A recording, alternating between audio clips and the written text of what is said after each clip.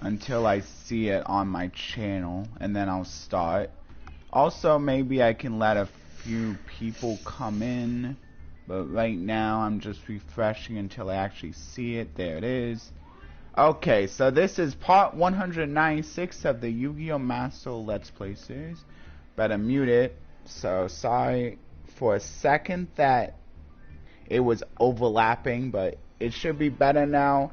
I'm doing another stream because this is probably going to be a slightly longer video. Probably not as long as that 7-hour stream though, so because I'm only going to be focusing on the Limit 1 festival here. I actually got to make sure, what is May 29th? That is, so the other one goes until May 29th, which is like, if we consider 10 days from Sunday, yeah, that'll easily fall in line with next Friday. So next Friday, I'll just talk about the Fusion Link Festival.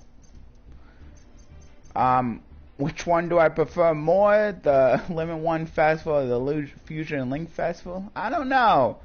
I mean, they both give me a slightly different way to test out my deck a little bit. Maybe the Fusion Link Festival, because, like, I don't know. I feel like I can use a lot more of my deck in the Limit 1 Festival. Like, since I'm playing the pretty much variations of the Spright Live Twin deck in each, I think I'm able to show off more of the limit of the deck, but I think it's a little bit more consistent. Like, the variant I have for the Fusion Links Festival is a little bit more consistent, maybe. So I guess it's hard to say. I mean, they both have their pros and cons. But let me know if you would like to. Let me know which of these festivals is your favorite, and I'll begin. I'm up to 3,000 gems, and I'll be continuing the solo mode maybe in a few more weeks. First, I have to get through these festivals, and maybe after that, the following week, I could do more of the solo mode, like a little bit more of the solo mode Let's Play. See how much I can get through then. I'll see how much I want to talk about the decks here for today. I probably don't want it to take that long, but they all seem like pretty fun decks. I gotta say, they all seem like pretty fun decks. So I think Konami did a pretty good job, at least in that department. I mean, maybe not the best decks ever, but they do all seem like pretty fun decks. So I think the thing that matters most here is fun anyway.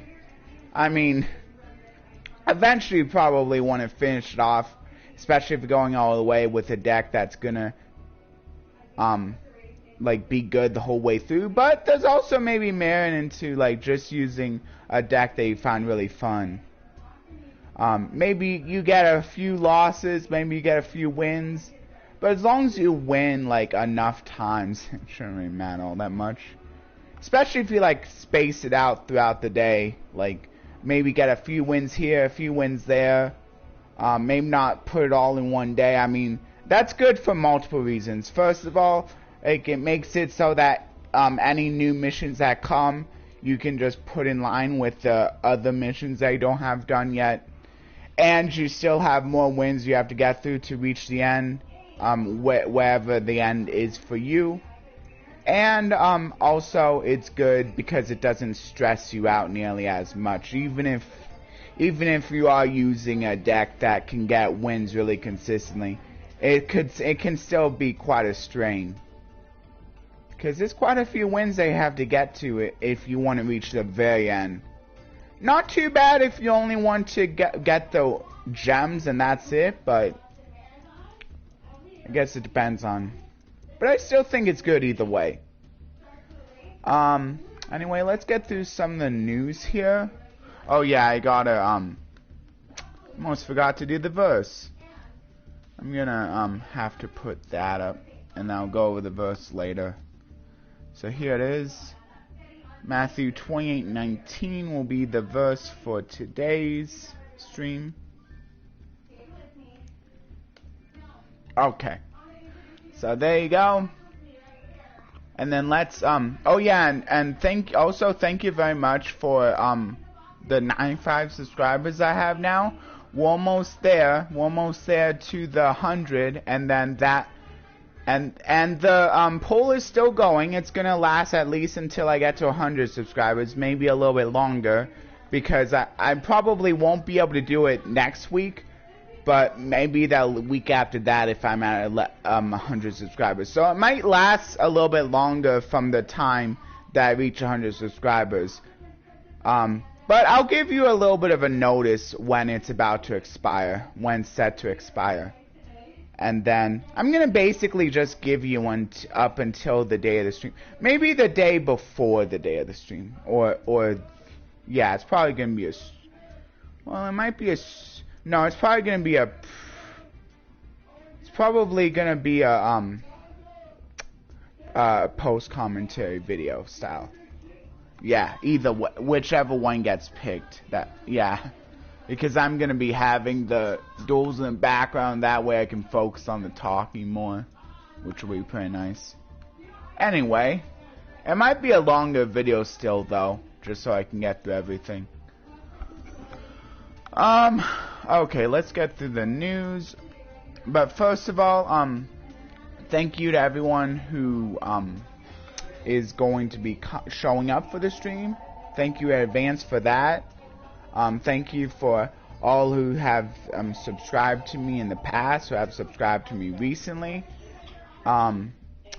Please like, share, and subscribe so that we can get to 100 and even further than that. And if you would like to help me out even more, before I even reach I guess maybe 600 is the first time we can do some monetization. But if anyone wants to help me out before then, you can feel free to check out my affiliate links and just and maybe spend some money yourself, or talk to somebody who you know is interested in any of those affiliate links I have, and talk them into maybe spending some money. Or you can make some suggestions for future affiliate links that maybe could have, because there are some others I can either apply for or just get right away. And if you would like to know about those, I can always let you know. Maybe you could shoot me some of your interests, and I can let you know of maybe some affiliate links I could potentially get that maybe fit some of those interests. Anyway, okay, let's go. Unfortunately, the that video game, I think that one that one affiliate links that's more for video games, I don't think that one actually worked out. So unfortunately, that one may be out of the question. So maybe it's just a matter of the affiliate links just don't work for some reason.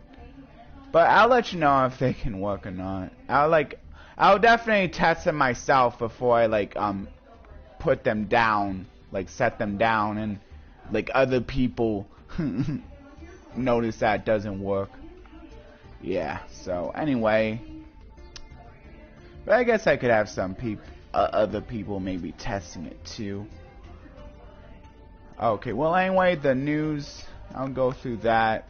Gave a good amount of time for maybe a few more people to get here.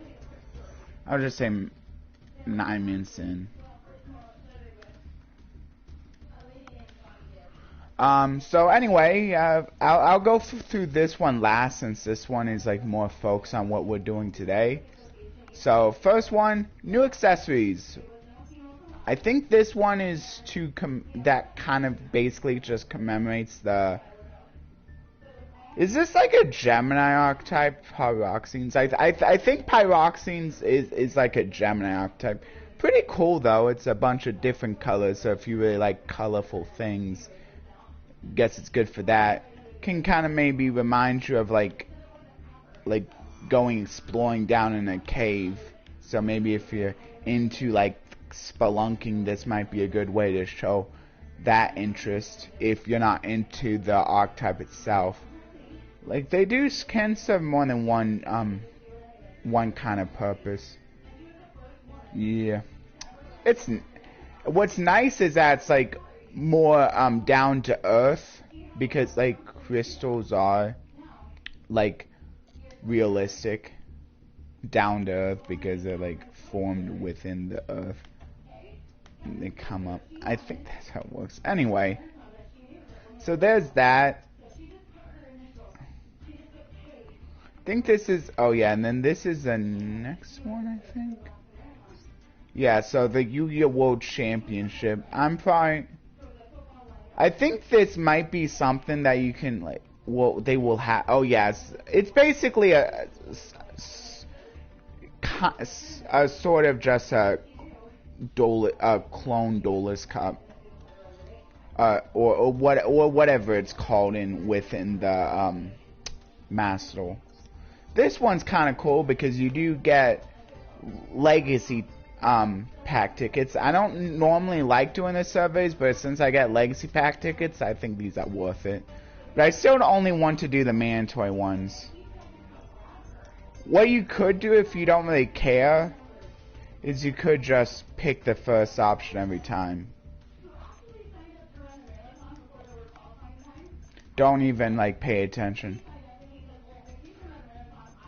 Because how many, like, are they really gonna be paying attention to?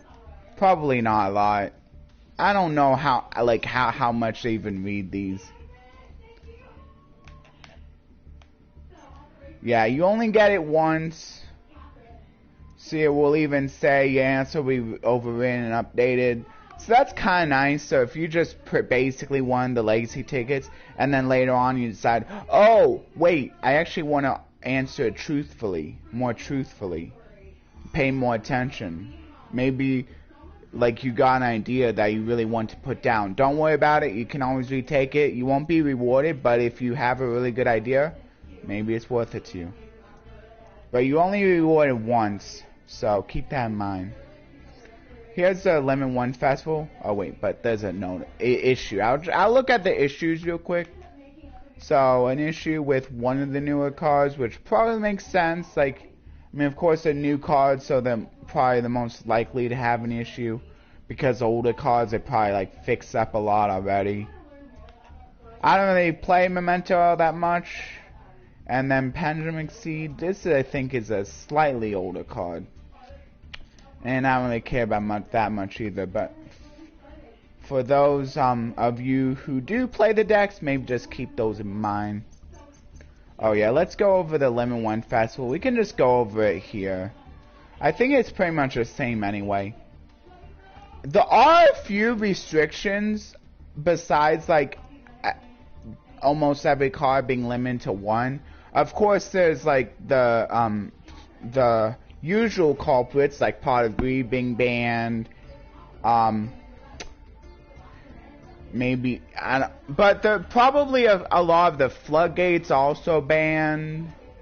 I know Maxi is once again banned. That's another card that's been banned that isn't banned usually, so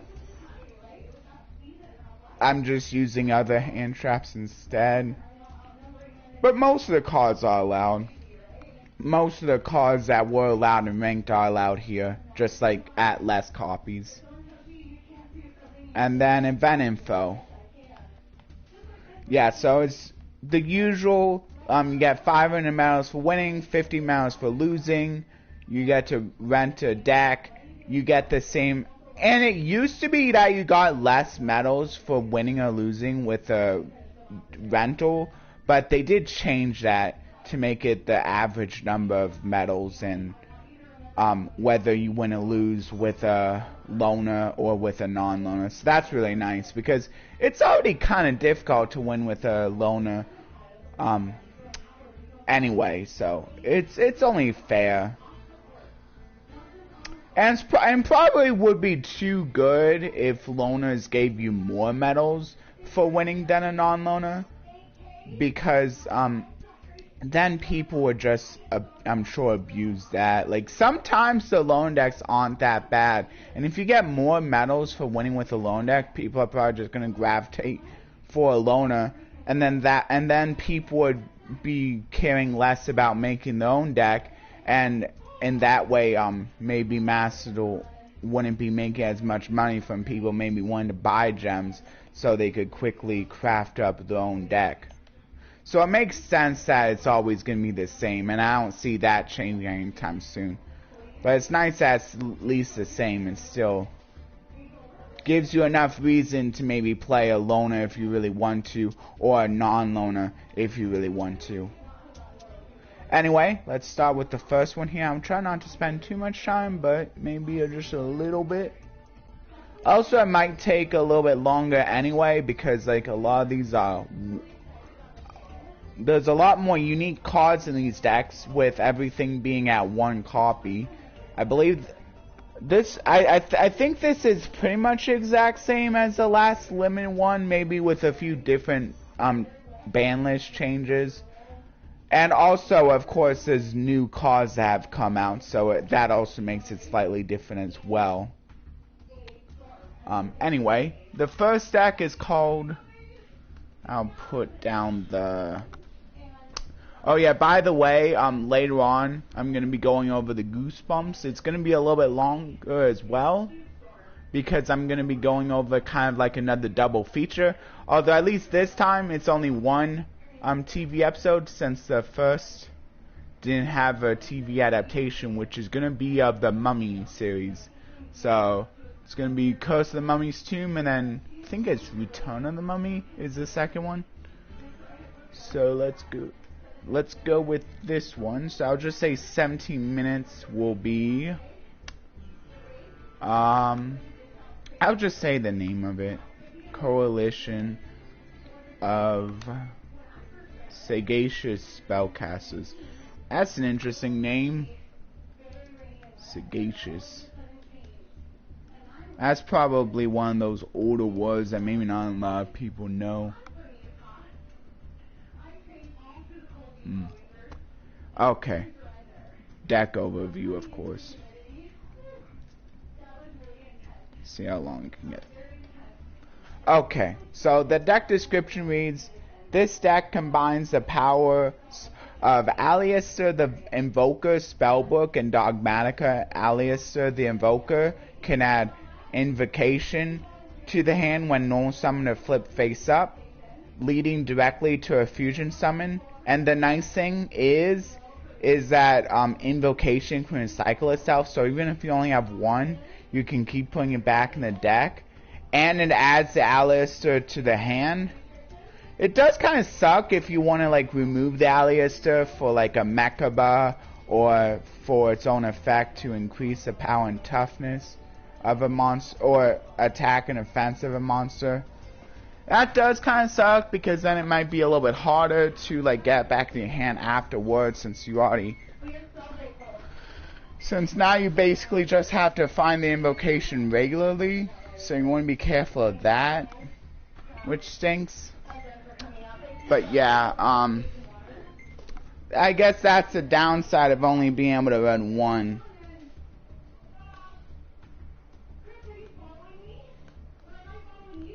But yeah,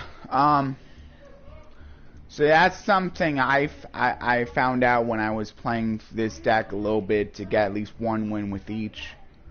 If there's a monster special summon from the X deck on the field, it becomes easier to deploy Dogmatica monsters. And since Spellbook cards broadly support Spellcaster monsters, they can also enhance the offensive strategy of Dogmatica cards. Carefully determine the timing for using each card to go on the offensive. Another thing that you kind of want to think about is maybe if you like do Spellbook of a Judgment and your only target is going to be the Spellbook Magician Prophecy, maybe don't bring him out, because you'd probably rather just add him to your hand with one of the Spellbook cards that you're adding with the Judgment, because he only gets his effect when he's like normal summon or flip face up. But of course you're probably not going to be flipping him face up, because that's a little slow. And you don't have any cards that like will put him in face down offense, so can't really rely on that. Yeah, but basically this is pretty much like always going to be the same. Your first target is probably going to be, I think it's, yeah, Spellbook of Secrets, and Spellbook of Secrets searches for the monster basically, and then the monster can be known summon as long as you don't have another known summon you want to do. To search for the, assuming you have another spellbook in hand, you can search for the spellbook of the master. Just make sure you play this one before you play the other spellbook, so you have a spellbook in hand to reveal, and then you can target the secrets, and then that basically lets you add another spellbook card, which is pretty nice. Although, of course, if you happen to have some other kind of spellcast on field, you could just reveal the spellbook monster, since that does count as a spellbook card, and then copy the secrets that way. Otherwise, maybe just go for the, maybe Spellbook of Knowledge isn't bad, because then you can send the blue boy to draw 2. Or maybe go into the link 1 and then you can send that one to draw 2. Pretty good, pretty nice. Probably the other best one to go for. And then Grand can be searched off of Metaverse, which isn't too bad. And the nice thing about that is you can basically just search it like right before the standby, so it's less likely to be destroyed, because its best effect is probably happening on the standby anyway. Yeah. Which is another way to recycle those spell books. I don't know how much you're gonna be wanting to search for a chicken game. Magical Meltdown is pretty nice for helping protect your fusion summons, though. Anyway, that's pretty much it. Oh yeah, another nice thing about Invocation, can kind of be like a less powerful super polymerization too. So if you happen to face any like off-key decks, like Fallen of Albaz, you can like use your own monsters as long as they're in the graveyard to go into some of these guys. Or maybe the Blazing Cartasia, which is also using the Fallen of Albaz deck. So there's also that. And of course, like the ones that with a specific attribute, you could always use those to, like, monsters from your opponent's graveyard to go into those. But you're pretty much wanting to use your own Alistair too, most of the time. You don't really want to use your opponents because, like, you want it to be banned so that the invocation can recycle itself. So yeah. I guess the other side of things I need to talk about is the Dogmatica. I haven't really went over that engine yet. So the Dogmatica cards are basically all about wanting monsters that are X-Deck monsters on opponent's field, which shouldn't be too hard. And the nice thing about them is a lot of them can just be, I think, special summon even during the opponent's turn. Maybe. I'm not sure if this guy can. But actually I think he can, because it just says that it simply needs to be sent to a graveyard. This one I think you need to special summon on your own turn. This one basically calls for your own monsters, but your fusions probably aren't serving you much use in the graveyard anyway. This one is definitely just a quick effect, so that's pretty nice. You can quick effect negate something. Not bad. You just need to have another Dogmatica card. This one I think is also, actually I'm not sure if it is. I think this one you can only do during your turn. So keep that in mind. Credible Enclasia. Special summoning, what is this even for? You special summon a, you're not playing Sword Soul, and what Fallen of Albaz cards you have? I guess it's so you can like re-add it, I guess? Like, because you can oh, you are playing a little bit of Fallen of Albaz. I didn't realize you were playing a little bit of a Fallen of Albaz. But of course, even though you're playing Fallen of Albaz yourself, you can also use your opponent's Fallen of Albaz stuff to go into the Fallen of Albaz as fusions as well. Yeah, I didn't even notice, but yeah, there's a little bit of a Fallen of Albaz. So the nice thing about them is this one can basically act as another fusion spell. And this one can get, yeah, this one, yeah, both of these can basically act as another fusion spell. So that's kind of nice. And then of course this one can just special summon the Fallen of Albaz straight from the deck. Yeah. So it kind of like you have another copy of Fallen of Albaz. Well, no, you can eat here. I'll do some stuff. This one, like even just negating attacks can be kind of nice, but if you can like also destroy the monster, that's pretty nice too. Should I choose between eating or shower? And then this one can also be used as another way to bring out the Iris Sword Soul. Even if it's just in the graveyard. Okay, and then of course you have a whole bunch of spellcasters so that you can make use out of cards like Spellbook of Knowledge. 1-to-1 can basically kind of be another Spellbook of Knowledge without actually considering it a Spellbook of Knowledge. So hard to search, but it can basically act as another copy. And then Infinite Impermanence for negation. A few other destruction type cards. And you even have that spell book that can protect a spellcaster from spells or traps, which is pretty nice. Which I think is... I mean, of course, that one can be recycled too with the field spell. So that's kind of nice.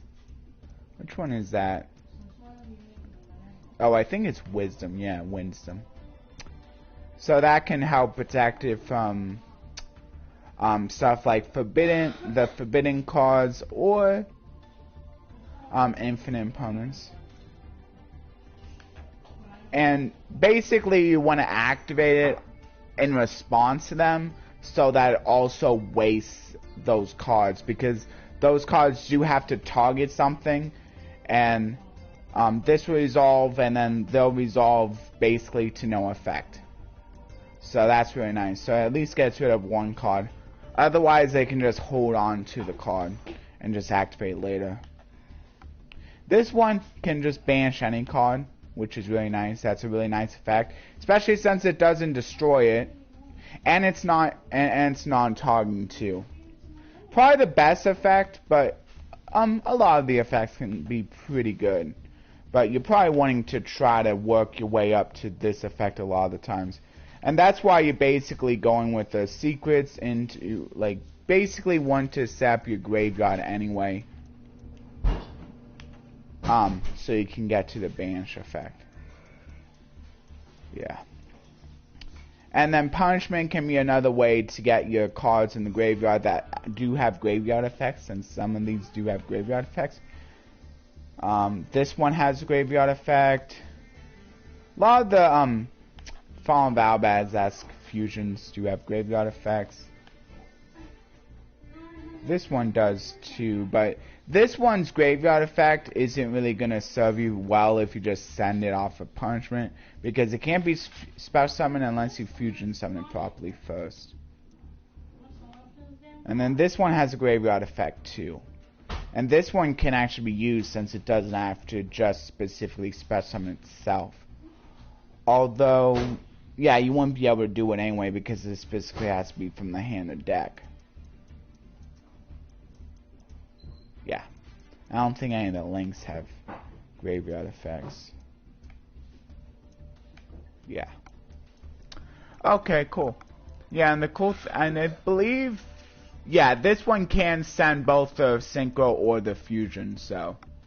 that's cool. So yeah. Basically, the Fallen of Albaz is basically ones you want to send, and they all have good attack. Basically, destroying something at 2,500 and then getting a graveyard effect. I guess if you're desperate, you could send something with more, but then the ones you send with more won't have very good graveyard effects that you can really use with the punishment. 2,500 should be enough most of the time anyway. Anyway, there's the first deck. So now I'll go and try it out.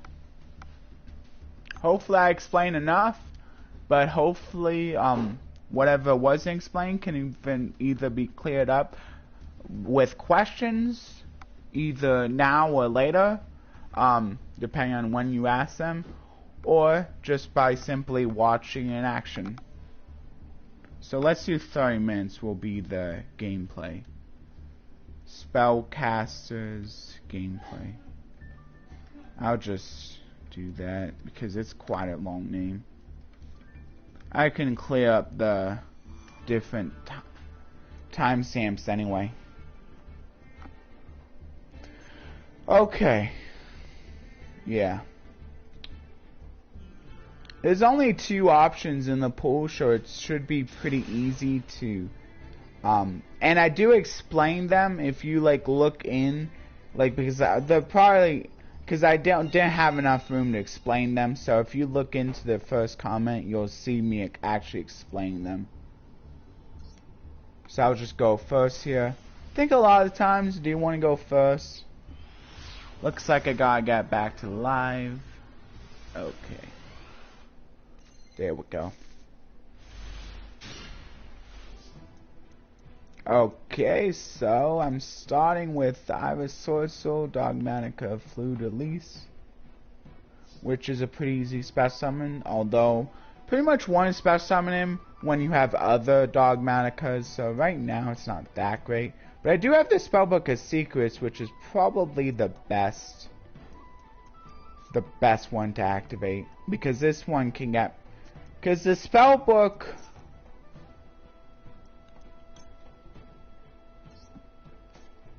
this actually isn't too bad. Although I wonder if I should actually just, no, probably not. I think I'm still gonna go with the Spellbook Magician Prophecy. And then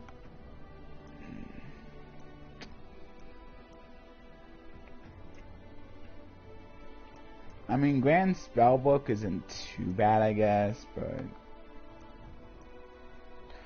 actually Spellbook of Judgment seems good. That's probably the one I want to add. That will at least allow me to add one more Spellbook, which is still decent enough. Or I could go for the draw 2. Hard to say which one I want to go for.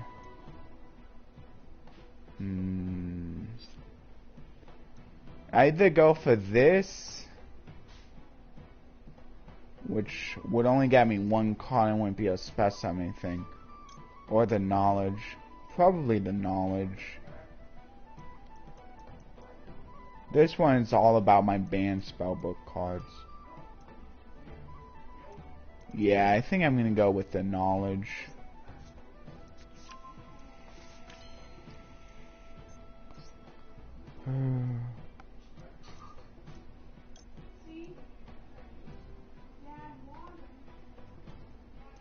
Guess I'll go for the Magicious here, just so I can put another monster up.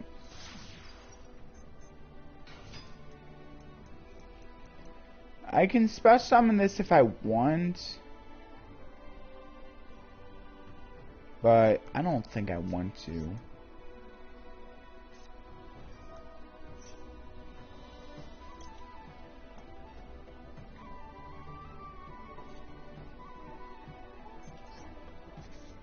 Okay. Draw 2. Got the Invocation, but I didn't get the Aliaster yet. Guess that's okay.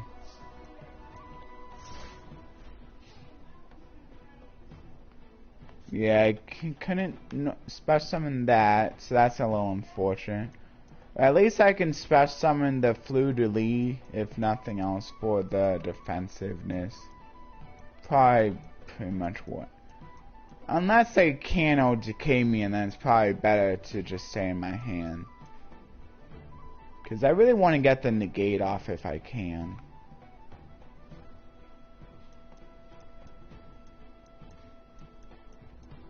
Still, drawing 2 is pretty good.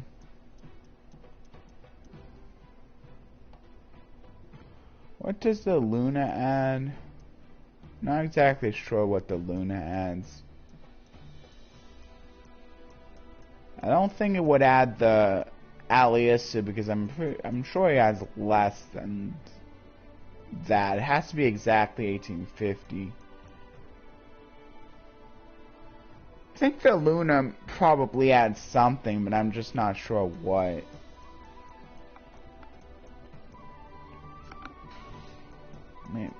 Okay, my opponent didn't do much, so actually it's good. It's okay that I took a turn kind of off to draw 2.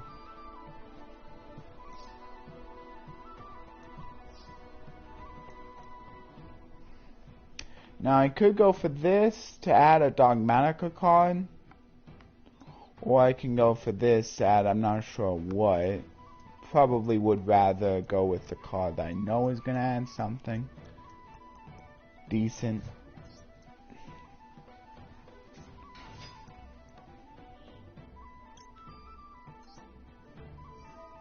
See what that adds. Oh yeah. Special summon that. So these kind of just. Oh yeah, these are also Dogmatic. I didn't realize that these were Dogmatica cards. This one allows me. And then this one can also.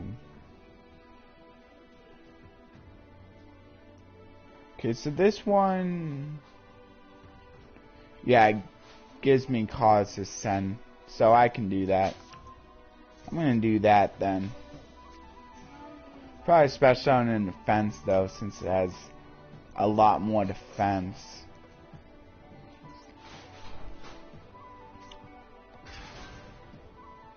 Okay, I might as well do this. Now I can send 2 of my monsters with graveyard effects. This is another way to do that. So this one allows me to special summon a Fallen Valbaz from my deck or Dogmatica. This one allows me to special summon a Dogmatic from my deck. So I think I'll do the Synchro.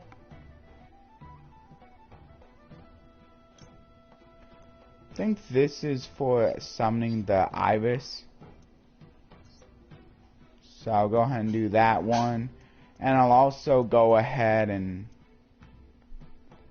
That one actually seems pretty good, but... I think I am going to go with this one. Yeah, seems good.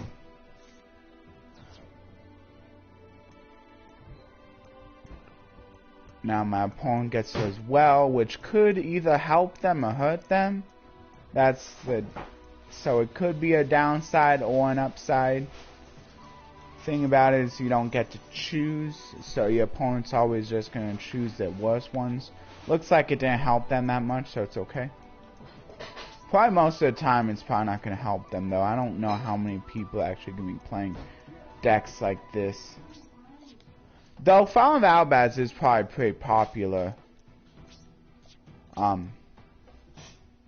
Since there are quite a few ways where they can recycle their cards.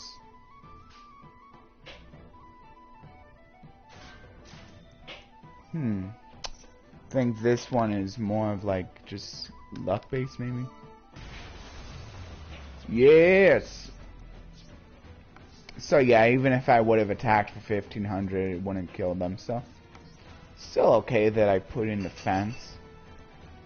That wasn't entirely luck based. Looks like this one might be a little bit more of an easier win. Though I don't want to assume anything. Okay, I do have the setup to be able to negate something now, which is pretty nice. I'm going to go for the Fallen Valbaz and also the... So, what the nice thing is that this is a quick effect fusion. What's that? Who? So it can basically happen right when I special summon it. I don't think it misses the timing. Hopefully it doesn't. I could also go for Incredible Ecclesia, but I think I do get to... Ooh, that's another way I could special summon out. What's this one? Ooh, I could get a quick effect fusion. Actually, I think this one is probably better than Incredible Enclasia, because then that gives me another quick effect fusion.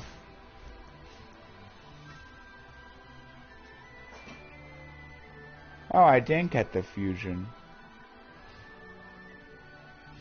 Maybe it did miss timing? I don't know. Whatever, at least I got a fusion summon with Incredible Ecclesia, which is still pretty nice, because this gets me to Blazing. Blazing will definitely get me to fusion. At least it should.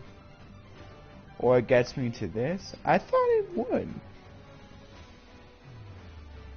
Oh wait, that's only for... I don't know why I was thinking it would get me to Blazing Cartesia. I could still go for the Golden Sword Soul though.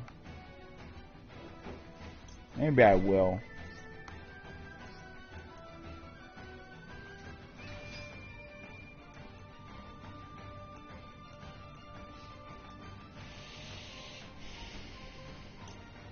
Okay, I might as well go for the Metaverse now, so I can... Magical Meltdown.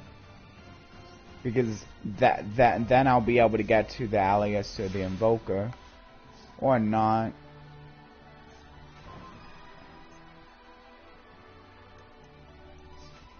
I don't get it. Is it because it's on auto? Maybe I should have had it on. I'm not exactly sure what happened there. I guess I might as well do Raigeki. Should be a pretty easy win anyway.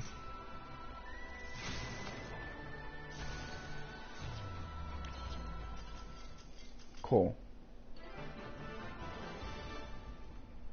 Okay, so there we go.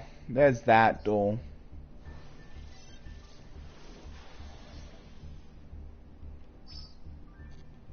Okay, let's go on to the next one. This one is also pretty fun, and one that I'm familiar with, so that's good. Should help me know how to play it. This one might be my... I don't know. Between this one and this one, I don't know which one is my favorite. Maybe this one, because this one seems like I'm the most familiar with it.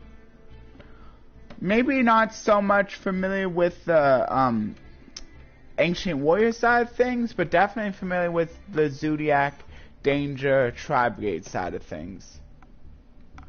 43 minutes will be Alliance of Beasts.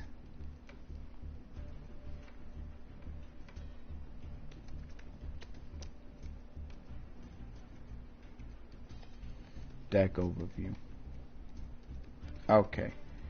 So for this deck it reads, this deck is a collaboration between Zodiac, Tri-Brigade, and Ancient Warriors, comprised of Beast, Beast Warrior, and Winged Beast monsters. Zodiac focuses on Exceed summoning, while Tri-Brigade excels in Link summoning, and both are capable of deploying with minimal resources. Notably, Tri-Brigade can utilize cards in the graveyard or cards at advantage, allowing for the recycling of cards previously used. When at a disadvantage, Ancient Warriors cards will show their true value and overcome adversity. Boldly attack with the power of this cross-tribal alliance. What's really nice is that they do have the Utopic Future play. So that's really nice that they have that in. And also it's really nice that they include the AA Zeus. I suppose it's also pretty nice that they include the Vespinato. Because this one doesn't help with your with getting more Beast, Beast Warrior, Wing Beast in your graveyard, but it is another material for Zeus if you so wish. Although if you do go for this, you can't really go into Zeus anyway, so. But later on, you can always put Zeus on top of Vespinato. Anyway, another nice thing about the Zodiac plays is that they do is that eventually the Exceeds are gonna go to the graveyard, so this does help get you more materials for the Tri-Brigades later on, since they all count as Beast Warriors. And Tri-Brigades like having Beast Boys in the graveyard because they can banish them for special summons of links. Double Dragon Lords is in here. You could go into this properly, or you could just cheat out with the Zodiacs. I'm pretty sure you can go into technically all the links properly or cheat them out with the Tri-Brigade, so it's pretty nice that you can do either one or the other.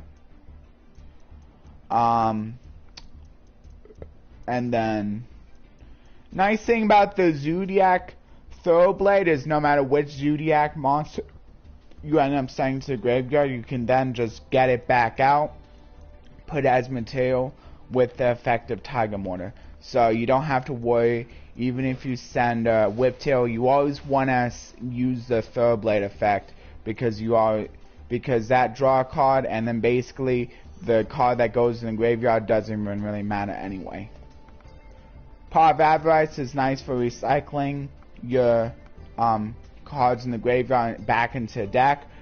Further nice because you can only play one copy of each, so it's really nice that they include this one. They also include the Barrage, so this one can be another way to get to some of your specific Zodiacs. Probably most of the time you want to be special summoning the Thoroughblade if you have another Zodiac card in hand, because then you can discard that, draw a card, and once again it doesn't matter. If you discard a Zodiac monster, you can always just use his material later on with the Tiger Mortar. Otherwise, maybe just go for the either Whiptail if you really want to ban something, or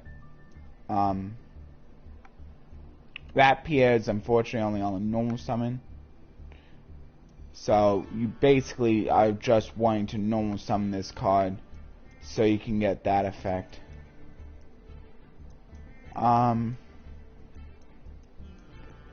Yeah, they have it. Oh wait, no, do they have it?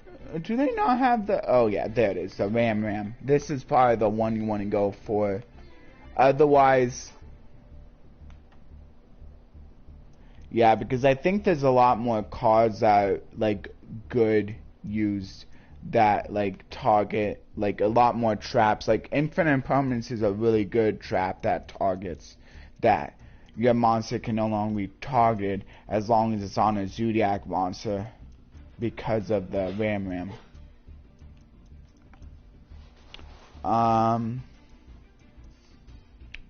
Then there's a few other Tri-Brigade cards that may not be seen a lot, but it is seen in this deck now. So, negate spells or traps. This one's a field spell, so this gives... It's nice that it does give them a little bit of a buff, because they may not always have the most incredible stats in the world. I guess it also helps protect your monsters from being destroyed. I mean, from being attacked.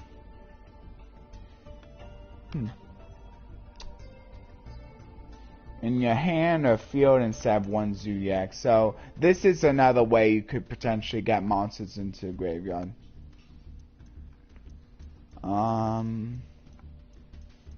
Forged Burial is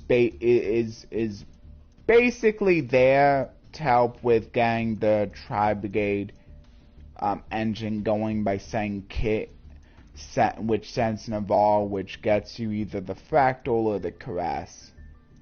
Although you probably wanted to do Caress if you have a few extra targets in the hand that you can send to special summon it. That gets you yet another monster in the graveyard that's of the right type. And it also gets you like him on the field without having to use up your known summon. And then the Ancient Warriors side, I guess some of the other Tri-Brigades though. This one can help get back your Banish, although people don't tend to use this a lot because like Revolt can basically be a bad way of getting your Banish while being able to further your plays at the same time. Scapegoat can help you with your link plays because the beast, but not on the same turn. And unfortunately, they don't go on the graveyard once they're used. This one can help you with searching, which is probably good anyway.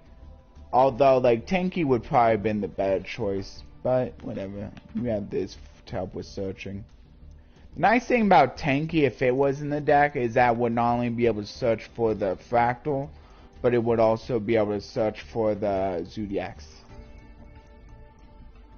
Ancient War... Okay, and then here's some of the Ancient Warriors cards. At least for the main deck. This one allows you to add back... Oh, wait, no. This is a searcher, although you already do need to have an Ancient Warriors basically in order to proc it. What are the... Any more Ancient Warriors spells or traps? This one. This one can kind of help protect them.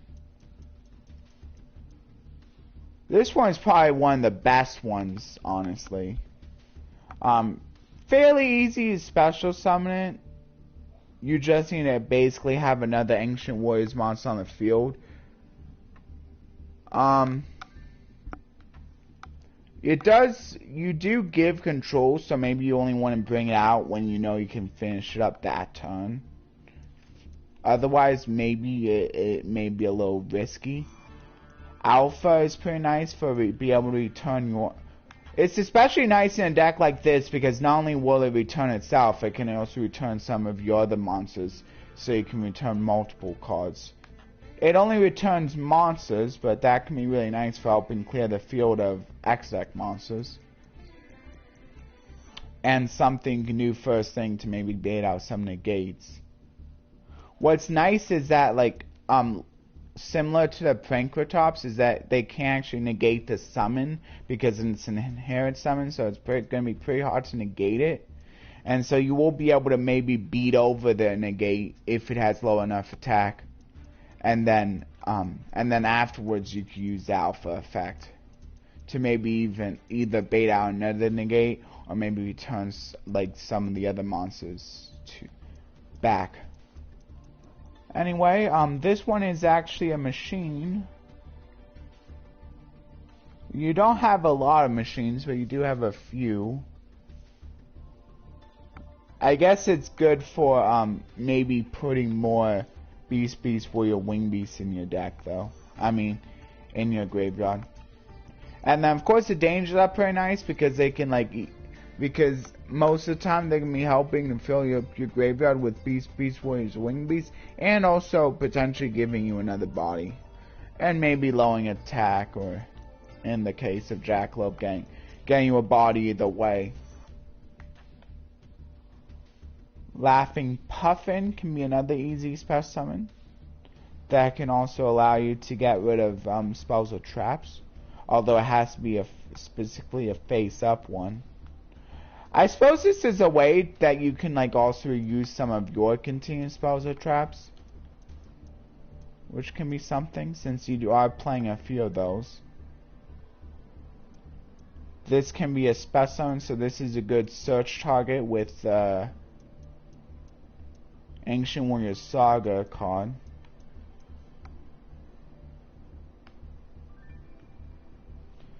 So you do have a few ways of being able to special summon Ancient Warriors straight from the deck, which is pretty nice because you're only playing one of each. So it's nice that you have other ways of being able to get out some of the other ones. And it's also really nice that you do have kind of a lot of one-card combos because of that.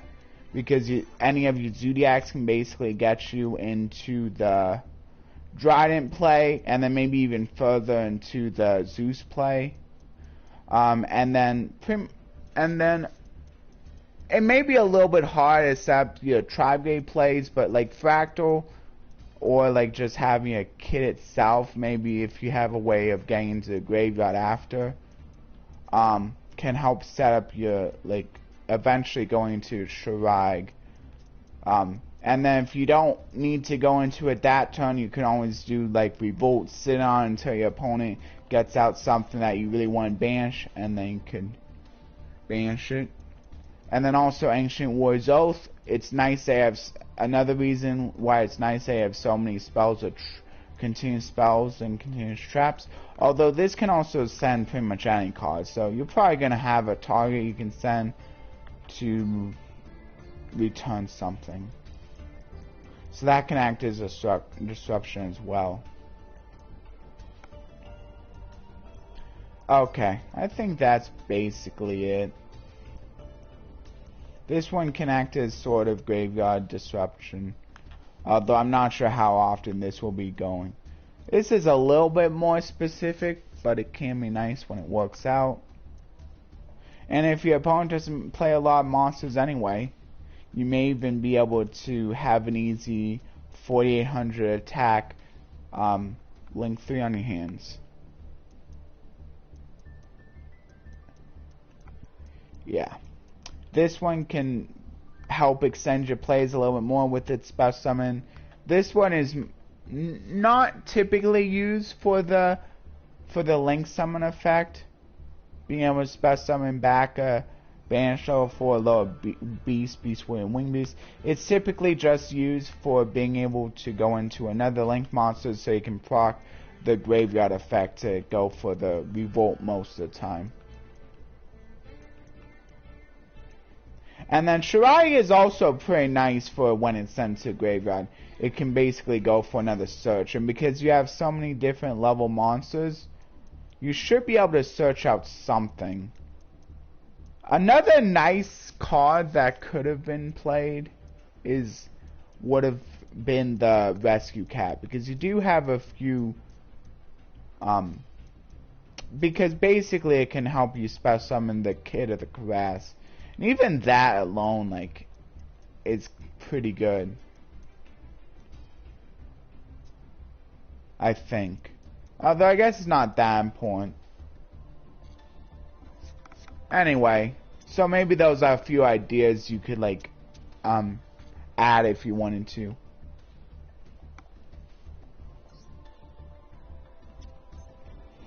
Okay, let's go with this one.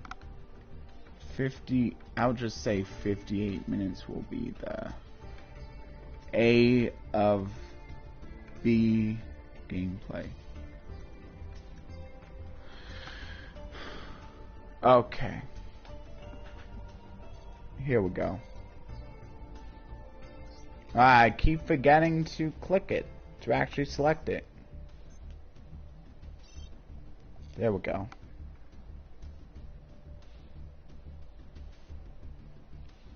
Man, come on. There we go.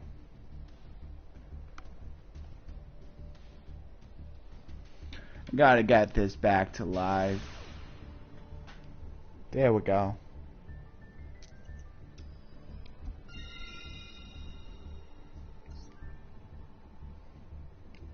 That's just in case it messes up, because it did mess up one time.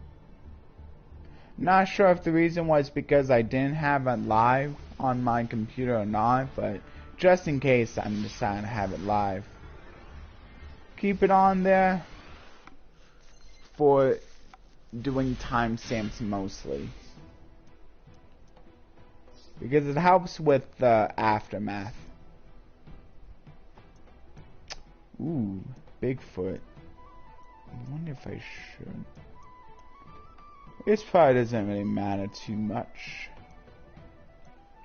I think I will. That would kind of suck if I guess it's not that bad.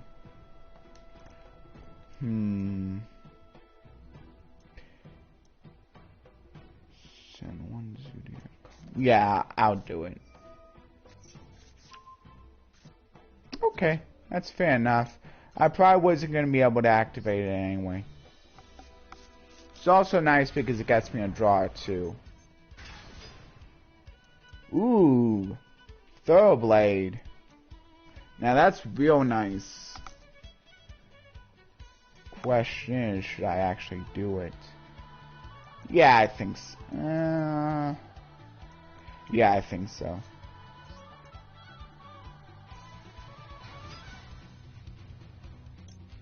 I think I do. Maybe I'll draw into another target for Caress. Which I didn't, but that's okay. Although I could go for the Frigid, special summon the Caress that way if I really wanted to. But I think I'd rather go for the... Honestly... that probably is the best one, because Tri-Brigade is better to set up if you're going first. And Zodiac is a little better, I think, if you're going second, maybe. Because then you can go for the Zeus. I guess it doesn't matter too much, but I think I'm going to go with the Frigid here. I kind of like the Tri-Brigade engine a little bit better. Feel like it's a little bit more powerful. Of course, a non-target banish is pretty nice.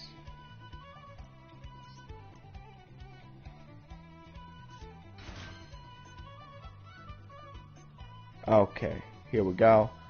Now I can go for this effect. Probably should go for the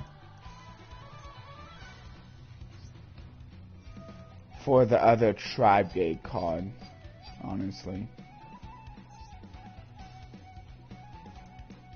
I'll go ahead and banish. Yeah, because that effect doesn't matter because I only have one map here anyway. So I'll banish those two.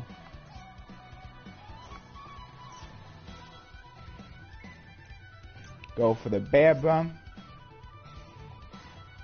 Oh, it does have to be. I thought it could be to any zone, but it still has to be to a zone a Link Monster points to. Interesting. So I guess it has to be to an Extra Monster zone, even if I didn't realize. I thought it could be to anywhere because I'm just special summoning it. Interesting. So I think I just used the 2 links, maybe? I think so. Or maybe not use the 2 links. Nah, I kinda like using the 2 links, though. I don't think I'd be opposed. I mean, I don't know. Maybe I would be opposed to that.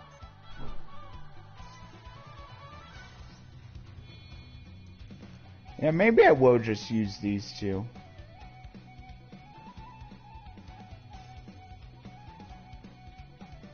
Actually, yeah, I think that is better. Because then I get both of their graveyard effects.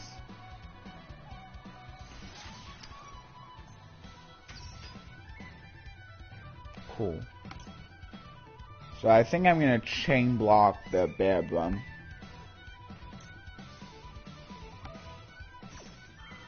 Because I'd much rather get to the Revolt.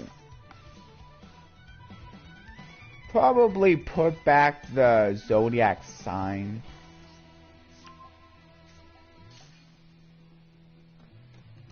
And then definitely the Revolt here. And I have to put back... This is a tough choice right here. Maybe I will still... I mean... How does this work? Oh wait, I can only special summon. Yeah, so I won't be able to go for my Zodiac line anyway because of the effect of Bearbrum. So I think I'm just gonna put back the Monster Reborn then. Yeah.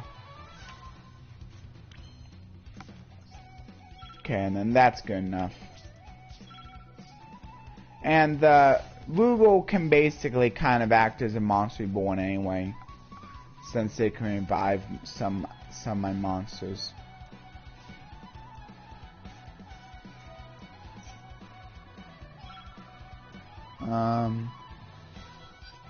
Yeah, I guess I'll just allow that. Maybe so if I'm gonna go for a special summon... Oh, wow, I probably should have. I actually don't have enough. I need to get rid of the crap. Oh, wait, no. The Link 2 was properly summoned, so I'm fine. Oh, I think this is a loner because they're not playing sleeves. I think normally, if you're not playing a loner, you probably would play with sleeves. I think that's another way you can tell. I think I'm gonna go with this card.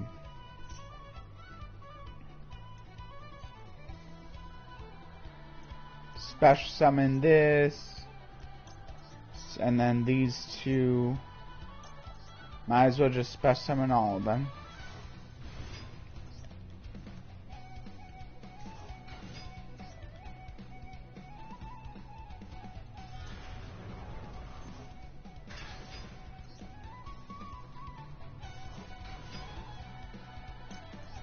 Okay.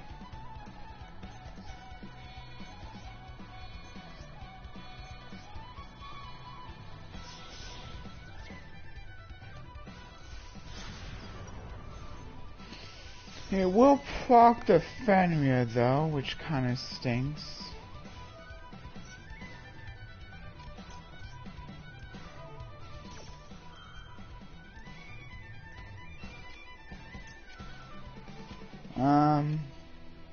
This is okay. Oh, maybe it doesn't? I guess I'll put that back.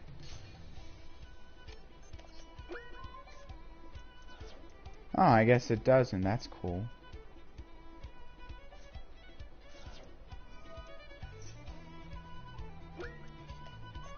I'll just turn it off until I'm ready to activate it.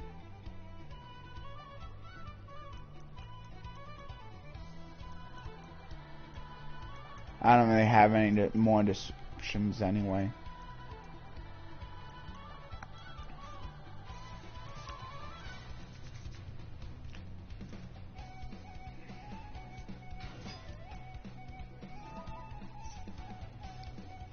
So I guess this is just like kind of an insider look at the last deck before I show it off. A little bit of a sneak peek here that I can't really control. Probably still pretty nice though. Nice thing about the Torrid is that like it's pretty easy special summon.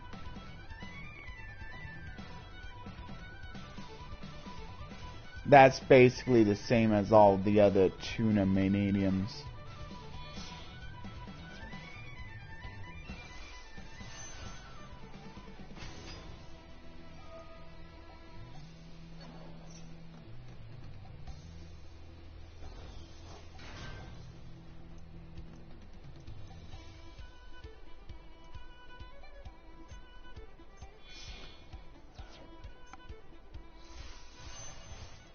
What does that do? Okay. Should be okay.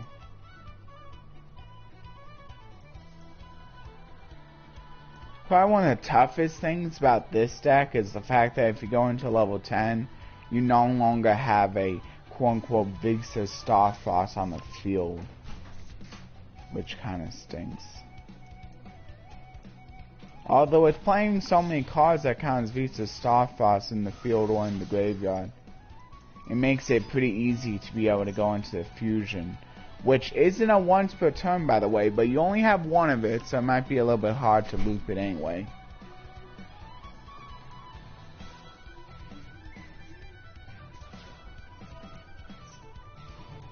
Probably one of the things that people are most excited, that people like most about it though, like if you can bring out more than one of it in a given turn, like you can keep proccing its effect, which is pretty crazy.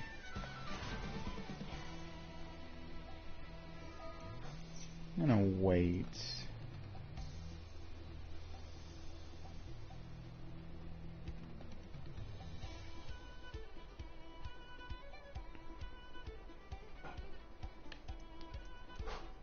Unfortunately, since I took away all my banished cards, I now have no banished cards for the Shrai Graveyard effect. Send to Graveyard effect. Because I don't have any level 0 monsters in my main deck.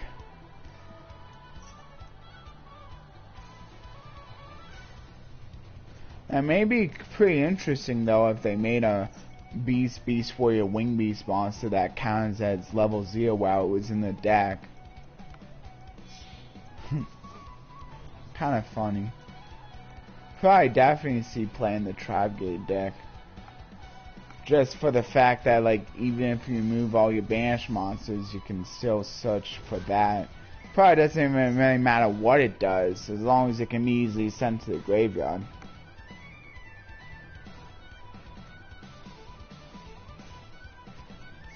Even if it was something like send this card to the graveyard and you gain 500 life points. Just the fact that you can send to the graveyard.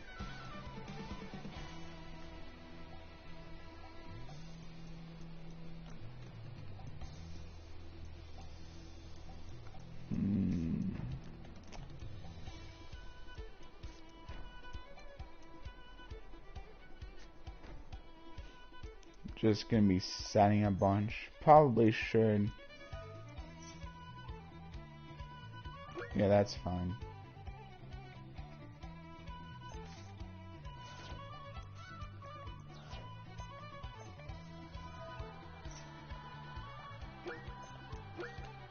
Oh boy.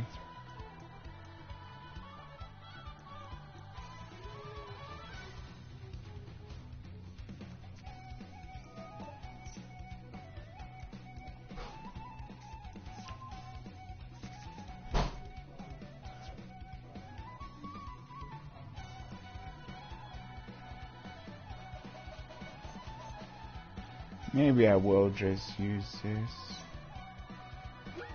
You know what? Yeah, I'm just gonna use it just so I can get out of the way.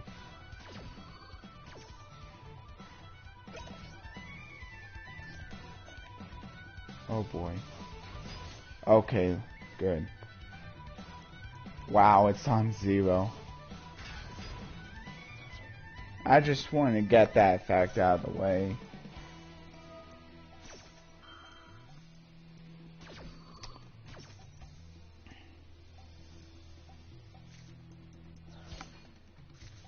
Orbital now. This one is going to be pretty easy to activate, especially since you can have monsters in your graveyard with the same name. And it's really easy to fill your graveyard up with a bunch of monsters.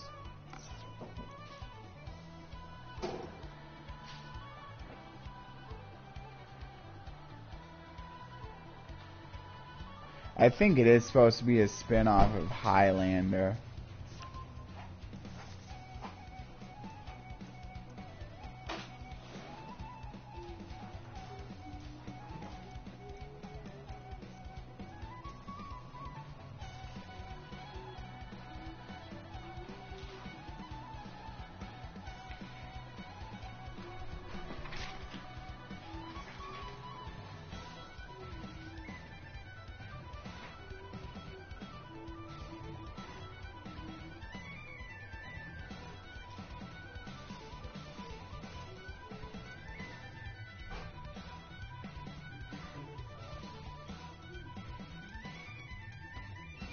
Okay, so now what does my opponent want to do? Going for the fusion, I see. That makes sense. Yep. Of course. It's not game quite yet, though.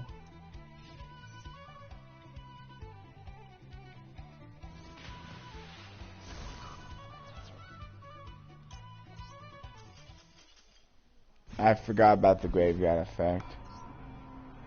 Oh well, I'm not sure how, if I was going to be weighing that or not anyway. Let's try it again. Hopefully I get faced with a with an easier deck this time.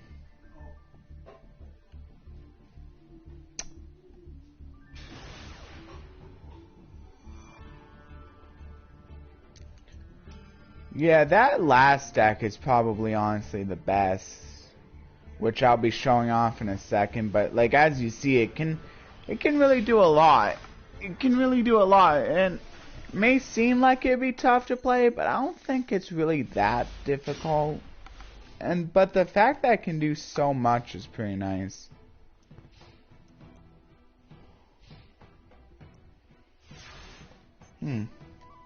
Maybe I can get an OTK if I'm lucky. Might as well still do the fractal for saying the Caress this time.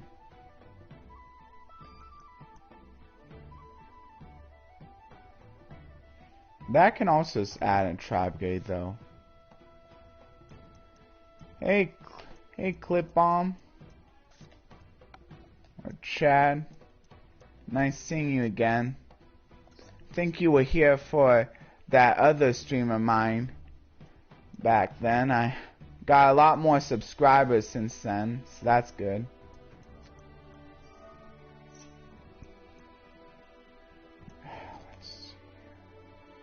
Okay, so I might as well send off probably the Naval. That will also proc the Naval effect. And then here I can probably add the Caress. I'm gonna be adding both anyway, so it doesn't really matter. Oh, well that was an easy win. I guess I showed off enough of it in the last duel. Maybe not a lot of the Ancient Warrior, but kind of a lot of the other parts. So I'll take it. I might have been able to OTK now, I'll never know. Okay, here we go. This is probably maybe the most fun of the three too, because there's so much you can do with this deck. And it's so easy and probably the easiest deck that you can see all of the versions for, because there's so many different ways you can go from one field spell to another. So it's pretty easy to go from one archetype seeing and then to the next archetype. So they did a good job being able to show off like the pathways, because they are supposed to be a part of the same storyline anyway. Thanks Clip Bomb, appreciate that. Okay, so I better say 1 hour 19 minutes for this one. Yeah, I'll just do that. This one is A New Star is Born. All of these are such long titles. Crazy. And of course the award for longest title goes to this deck. I guess it's hard to keep them short when you're showing off so many different archetypes. So it's hard to get just a simple title in. And of course, the nice thing about Highlander means you're more likely to be able to show off a lot of different archetypes, because you're probably not. It's probably pretty hard to just have one specific archetype deck if you have a restriction like this, where everything's at 1. Anyway, the deck description reads, this deck consists of cards that support Visa Starfrost, cards like Scareclaw, Tealments, Castia, and Manadium. Not only deploy their forces individually, but also work in tandem with Visa Starfrost and cards that mention its card name. Utilizing cards such as Visa Samsara to sync summon Visa's Amritara can greatly assist your strategies. Seize victory by understanding the complex connections between not only card names and effects, but also type, attribute, level, attack, and defense. I think my favorite part about this deck is that Vicious Astrolabe can be so easily summoned because you have so many different ways of being able to get Visa Starfrost, quote unquote, on your field. Because not only do you have the original Visa Starfrost, but you don't even really need to search for him because you have so many different X-Deck ways of being able to have a monster that has Visa Starfrost in the name or in the graveyard. Like this one can... Oh wait, this is only on the field though. I thought this was also in the graveyard. But I think there's some other cards that can be treated as Visa Starfrost while in the graveyard. Or maybe I'm wrong. But anyway, it's so easy to get this one on the field that it shouldn't be a problem. And Vicious can use monsters on the field as material. So you don't have to worry about that. That's kind of stink though. Of course, like, there are other ways of getting the original Visas into the graveyard. Because you do have the Telements, which can mill cards from your deck to the graveyard. Which can also be another way if you're lucky enough to get the original Visas in your graveyard. So you might not have to worry about searching for it for that reason also. Foolish Burial can send it directly to the graveyard, though this is probably better for sending one of your Cashiers to the graveyard that can affect when they're sent to the graveyard. Although for the ones that fusion summon, you want to make sure that you can't actually go for a fusion summon, which isn't too difficult considering that this one only requires 2 monsters. This one, it's a little bit hard because it requires you to get out Kit Kalos first. Although you do have a monster that can... Oh yeah, this one also. So there are 2 different monsters that can be treated Visa Starfrost while in the field or in the graveyard. So there's also this guy. Forgot about him. Reinforcement is used for adding your... You do have a... Yeah, basically all of the different... except for the Cash tier one.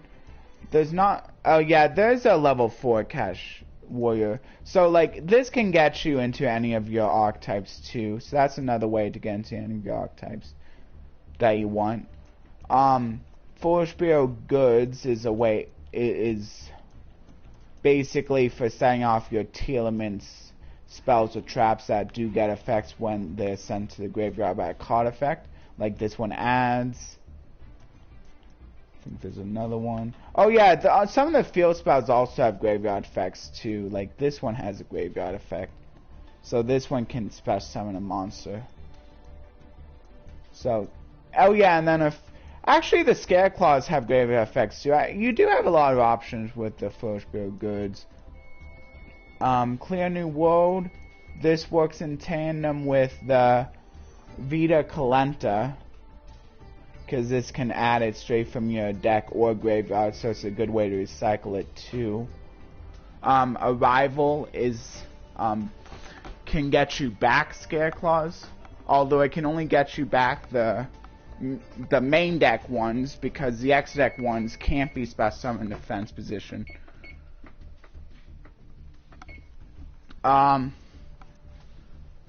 And it can all, but it does have a graveyard effect, kind of like a lot of the others that protects the Scareclaw Link. So if you end your board on a Tri-Heart, this is a way to protect it. So it's a worthy add. Although Twin Saw is really good. I really like Twin Saw, especially because it's really easy to keep a Visas. And this might be one of the reasons you do want to keep a Visas on the field, because then you get to banish the cards, which really helps when you're up against a mirror, since the Telements cards like being sent to the graveyard, but they don't like being banished. So this is a way to be able to take out the Rule Kalos or the Kit Kalos without proccing their effects. Yeah, because this one can special summon itself, this one can send 5 cards. Yeah. Trivikarma, yeah, can negate effects. So this is nice. Like, fortunately, you don't actually get infinite impermanence, but I guess this one is kind of like the next best thing. So this is another reason you want to make sure you have visas on the field. And sometimes it can be hard because it sucks that the Prime Heart doesn't count as a visa. So sometimes you just want to end on him until like maybe you can get game with the Prime Heart. Maybe that's the reason. I mean, but the Prime Heart can special back a visas though, so it's kind of difficult, like which one you, like whether you should do that or not. I guess it's always nice they have the cashier that maybe you can get, start locking up some of the zones, although I'm not sure how easy it is in a deck like this to be able to lock up all the zones. Although, Rise Heart is really nice, dude. Macro, basically, which I don't know how good that is for you, since you kind of want cards being sent to your graveyard as well. This might be one of the anti things that kind of hurt you, but it might hurt your opponent more, I guess. It's still not bad, because most opposing decks wouldn't like this effect either.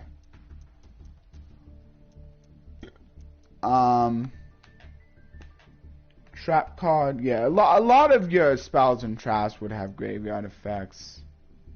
New World Formation can help recycle them. So yeah, you do have a lot of cards that do have graveyard effects, which is actually really nice because it really helps. Tearlamancer is probably, I mean, Cashier, like a Rise Heart, is kind of like the anti-card. Tearlamancer are like probably the better ones you want to, the better engine you want to focus on, because I mean, you actually want your cards going to the graveyard rather than being banished. But I guess you could always just end on the Rise Heart after you have already committed to everything else if you can. Just so it's like more of a devastating for your opponent that way. Barricade Borg is another way to get back some of your spells or traps. Nice thing about Cross Shape is you can bring this out and then you can still pretty easily bring out Vicious Ashloud. Oh yeah, another nice thing about Ashloud is that it can also proc the Perlino, which is really nice. Wait. Oh no, I guess not.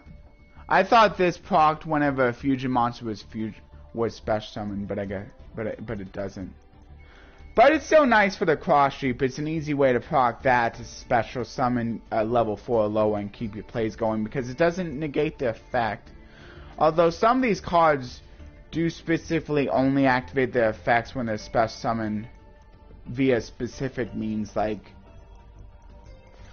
a big example would be this one, which can only which gets its best effect after it's procced by itself, so you can't just special summon it through any means. And this one also can only do the send if it's procced by its own effect. Yeah. And then just a few things to keep in mind, that Tri-Heart, after you activate his effects, you can only special summon Scareclaws, so be careful about that. I think that's pretty much the only one, though, that's specifically like that. This is another way that you can get to a different field spell, if you don't have like very many other ways of doing it. Okay, so there's the deck, and then so I have this deck gameplay, and then almost done. And then I just have my own deck to show off, which should be easier to get a win with. I always like having my own deck, and usually I just go for that. And it's also the most special, I feel, because like it's probably the one that I've been using the most, because usually I like to use decks I'm familiar with anyway. Sometimes the loner decks I'm sort of familiar with, but I think I'll usually be more familiar with my own deck. A new star. gameplay. Okay, let's go. Need to select it. There we go. Maybe a little bit hard to get used to at first because there's so many different lines, but probably not the toughest deck ever to learn. There's probably been like tougher loner decks in the past that I think one of my least favorite loner decks throughout the times has been that Noble Knight loner deck. I think that might be my least favorite one. Okay, so I think I'll go with Fenrir first because I can just special summon it. And hey, now if, well, they don't have any monsters, so the whole banishing something probably won't matter. But I do get to... Yeah, this is another way I can kind of access a few of my other... I think the Telemans Cashier is the best because this can actually like send stuff. Scareclaw Cashier is kind of nice, but it's probably better if your opponent already has monsters that you can attack into. Since I'm going first, the Telemans is probably better anyway. So I better go for this.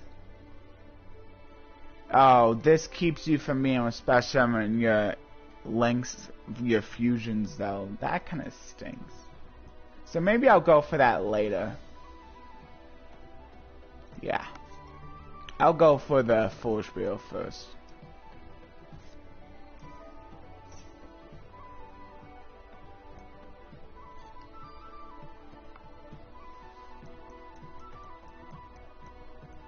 Can I go for... Ooh, you may not. From your hand, field, and or graveyard, which I think would use up the cashier.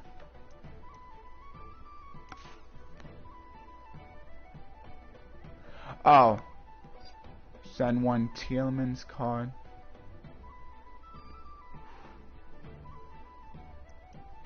Ooh, which would allow me to send the Soliac. I think that's pretty good. Yeah, this seems okay. Now I can special summon the Rhino Heart. And then I can send off the Trap, which will allow me to add one, I believe. Ooh, and now I can send one from my deck. I think I'm gonna do this one, Chain Block, with the Trap, in this case. And now I can go for a better fusion play.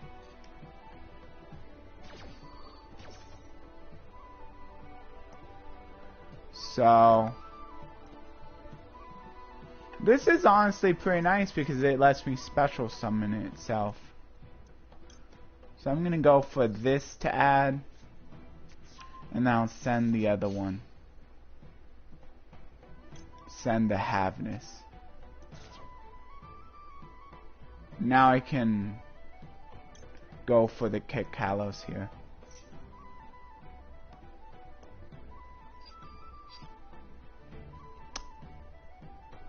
I wonder, no, I think it's okay. Oh, I can go for this.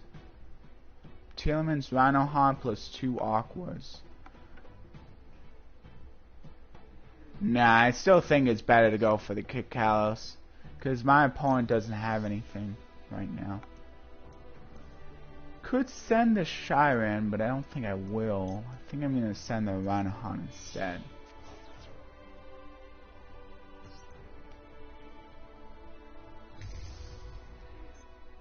Okay, cool.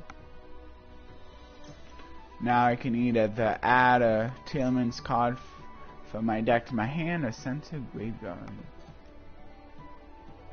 I'm gonna go for the adding. Ooh, that lets me send That lets me special summon Telements or Research from my deck of Graveyard. I think. Ooh, this one could act as a disruption though.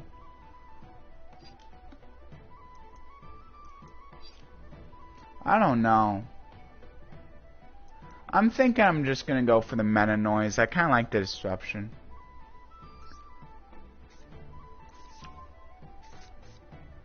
Now I might as well go for a special summon of the Shyren.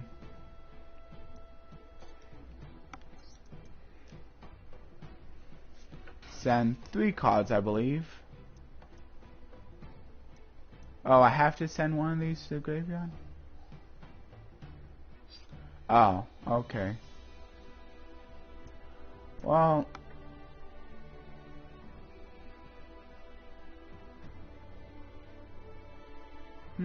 that's kind of nice, but... yeah, I think I'm gonna go send off the Rise Heart. I think I'm gonna send the Rise Heart to the graveyard here. Not bad. Ooh, I get to special summon it. Oh! Oh, wait. Yeah, I'm gonna go for this now.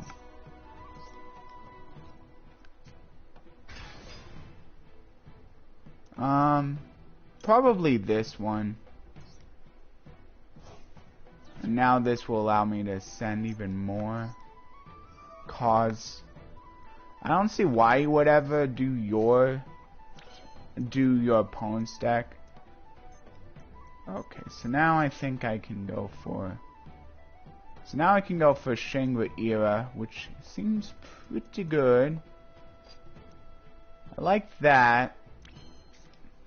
I think I might as well go for a Manadium.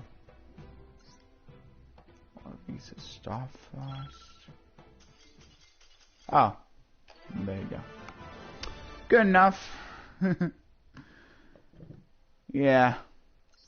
As you can see, there's a lot you can do with that deck, which I know some people are definitely into. But if you want to be doing less, but still setting up decent boards, you could always go for the Tri-Brigade might be the one that kind of lets you do the least amount and still set up pretty decent boards.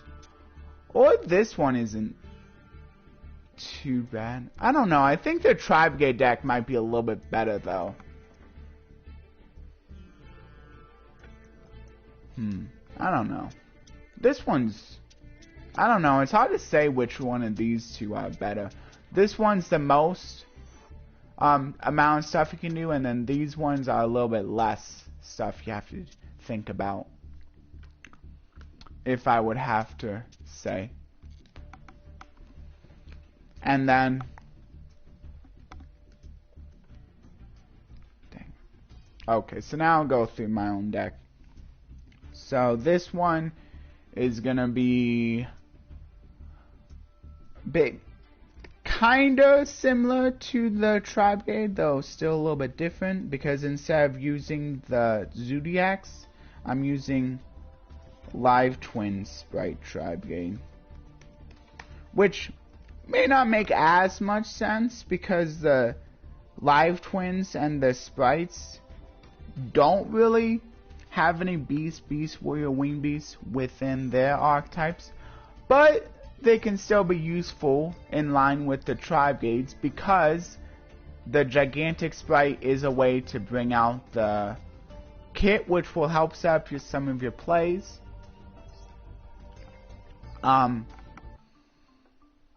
Also, the Elf can help bring out some of your Link Tuesday properly Link Summon of the Tri-Brigades, or it can also act as another way to be able to recycle your kit, basically.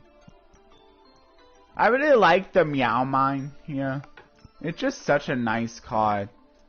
I think it's kind of underrated because, like, it works really well in conjunction with the SP Lil Knight, or with just a lot of the cards in general. Like, it's pretty easy to park. All that needs to happen is for a Link 2 monster I control to be sent to the Graveyard Bench face up, and then I get to return a card that my opponent controls to the hand. It can be a nice way of like clearing up like one card that's annoying me, that I want to get out of the way, so I can like be able to OTK without any worries of being like stopped in my tracks or something. Triple Tactics Talent, pretty nice for being able to hand rip a card. Pretty easy to proc anyway. Also, your opponent just activates a hand trap and then you proc it. Bestios, I am playing a few lighter darks myself, but also to help proc it for my opponent. I really like because I mean it can be a way to help remove cards from my opponent's graveyard as well.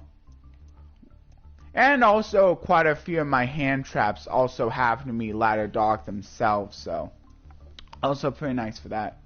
But yeah, DD Crow is really nice because, I mean, sure it doesn't special summon itself like the Bestial, but the more important thing is that I can search for it pretty easily with the Shrag if I only have one banished monster in my graveyard.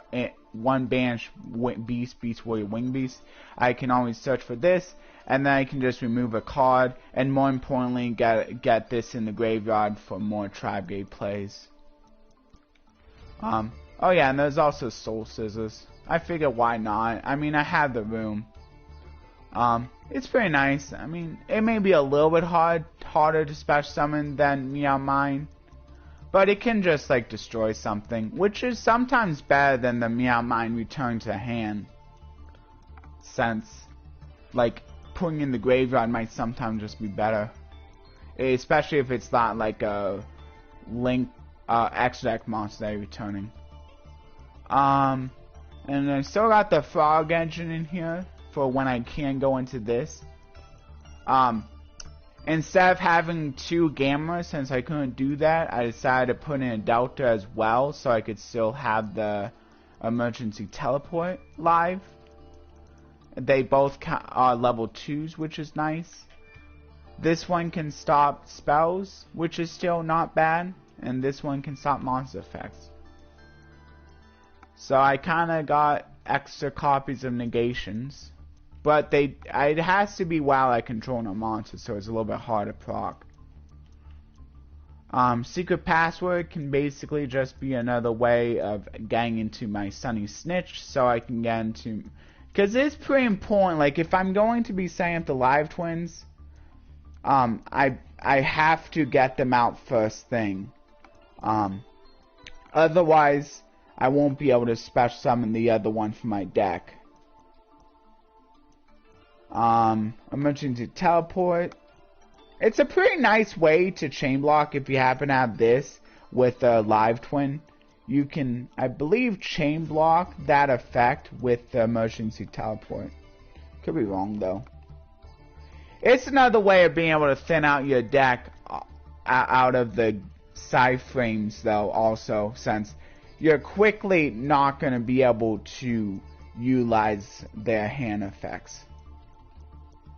Called by the, and I think this might be the main reason you play the side frames.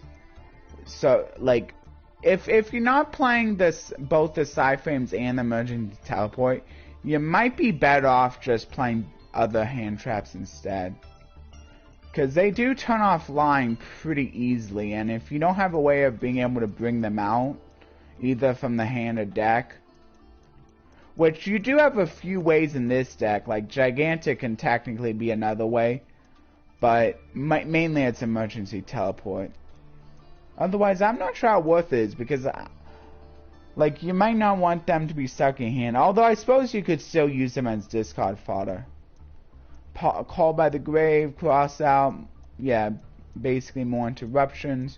Cross Out is good for helping get past a few of the hand traps my opponent might be playing. I don't have to worry about Max C, but there's still some others that could be dangerous. So I'm not sure how good Cross Out is without the Max C, but I still feel like might as well play it. But you may not really have to worry about playing Cross Out too much without the Max C. Forbidden is good since I have the Tri-Brigade engine. Like, it's pretty good with the Tri-Brigade engine, since you want to be putting a few monsters in the grave. Oh yeah, I also have the Tanky. Tanky, the only target for Tanky is Fractal, but it's a good target. Because Fractal can help start up some of your best Tri-Brigade plays. And then the starter, I still like Gambus as an extra finisher in addition to Ninja Shadow Mosquito. Gambus is better when your opponent has an empty board, and then if your opponent does have a full board full of really high attack monsters, that's when you can turn to Ninja Shadow Mosquito to destroy them that way. Infinite Impermanence, just a nice negate. Spright Double Cross. I really just like having both. The Double Cross and the Smashers. Revolt. Yeah, of course, Revolt to go in line with the Tri-Brigade engine. What's a Tri-Brigade engine without the Revolt, I say? And then, of course, got the standard lineup for the Tri-Brigades. Except for Double Drying Lords, I don't have that because I couldn't find the room. You might want to play that though. I just didn't put that in. I mean, I don't know how often you're really going to Double Drying Lords anyway, so maybe it should be fine not including that. I don't think I'm playing as yeah, I could have put in, but just couldn't really find the room. I still really like IP Masquerena because it's a nice card that can be recycled with the Spright Elf, so I really like having this with the Spright engine. SP Lil Knight. It also happens to be a link too, so you're able to bring it back out with the Spright Elf, so you can at least take advantage once again of the banishing 2 monsters on the field. Can't take advantage of the first effect though, but at least the other effect you can. Underworld Goddess for stopping graveyard-based strategies. I mean, it's once per turn, but as long as you're targeting the right thing, it can be really nice for that. Also, when it's brought out, it just negates every face-up card or face-up monster on the field, which can be really nice. So it does act as another negator too. Trouble Sunny is another really nice way of being able to close up games if your opponent has an empty field. I mean, you may not even need the Gamma Burst at this point with the Trouble Sunny.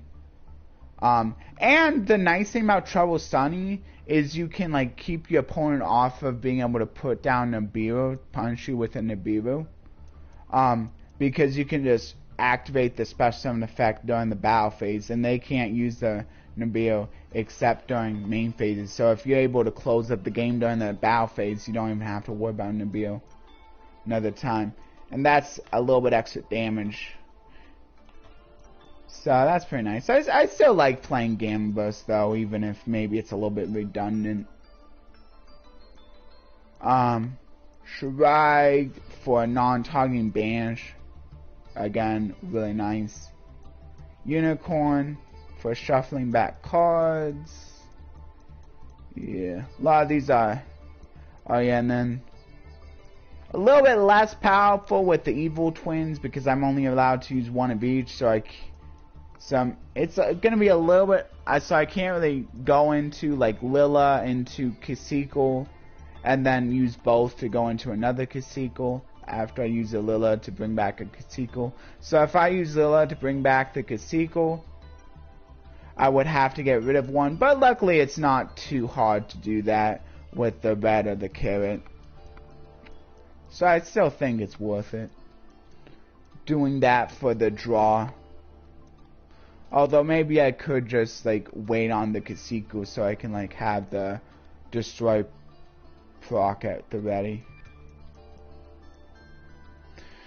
Of course, AA Zeus, really nice. Not bad.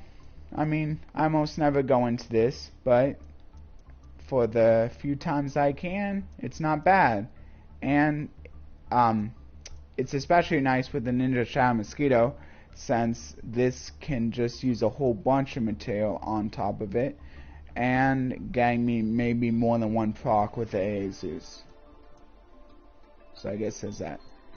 Anyway, that's pretty much the deck right there. Goosebump is actually a really nice card against, this could come in handy sometimes, like purely it can almost like act as another negator, because a lot of the purely monsters want to stay on field to be used as the material, and if they're not, and if they don't stay on the field, they can no longer go into the Exceed. So it's a little bit underrated, I think, against that deck maybe. And then, maybe against a few other decks is pretty good too. Yeah. Okay. And of course, there's a lot of other hand traps you can use. Like, it really doesn't matter too much what your hand trap lineup could be. So if you don't have a few of these, you could also always replace them with other hand traps that you happen to have. Although I think the Psy-Frame stuff is really good. Because they can also act as like level 2 fodders for you, and a way to easily get a level 2 on the field after an emergency teleport. The Meow Meow Mine you could probably replace with something else too. Although I think this having both the Secret Password and the Sunny Snitch is especially good now when you can only have one copy of each of the Live Twins in the main deck. Yeah, and probably having one of each of the Smashers and the Double Cross is really good when you can only play one of each anyway. Just so you can like search for multiple like different disruption tools. Smashers is definitely better like if you're not playing to get to your opponent's turn. Good. And you don't need to search for a Gamma Burst. Yeah. Anyway. And I think if I don't already have the carrot, and I'm not planning to go into the carrot, I think I like searching for the starter just so I can bring out the carrot to make sure that I don't fall to a simple, like, evenly matched or something. Anyway, that's the deck right there. So now I can go for the final bit of gameplay. And I wish everyone luck in this festival here, and I hope maybe if you plan on using any of these decks, I hope my guides have helped you. Anyway, I'll just say LT Spright try. I'll just do that. Okay. Luckily, I don't actually have to select this because because I can't say more than one my deck in here. And even if I could, I'm not sure if I would want to. Because that might be quite a bit of crafting material. It takes a while just going through the 4 decks here. I don't know if I would want it to be taking even longer. Oh yeah, and besides Macedol, a game that I've been playing, that's been more just as a fun side for me, was Illusion of Gaia, and once again playing it on that arcade spot. Pretty nice website if you don't mind downloading like save states. I'm not sure if it would save otherwise, but it's pretty nice. I've been liking to use it, and it's certainly better than having to download a full emulator, I think. Do I negate that? Probably not. They're just gonna be drawing a card.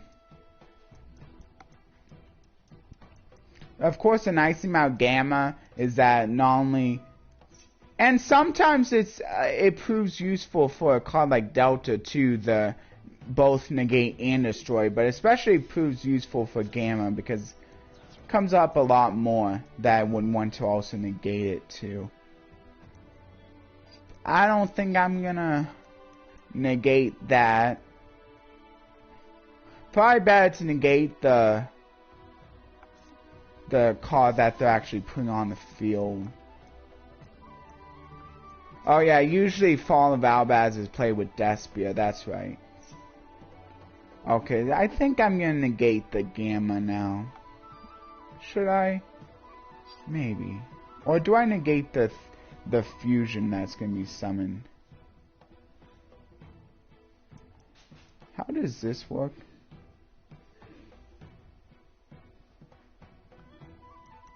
Yeah, it's probably better to negate the actual fusion that's gonna be summoned. So whatever is summoned off of the Brandon fusion, probably better to negate the fusion. Because I guess it's actually maybe not, because well, I guess it can like pretty much add anything, so they might have still just had a Brandon fusion hand.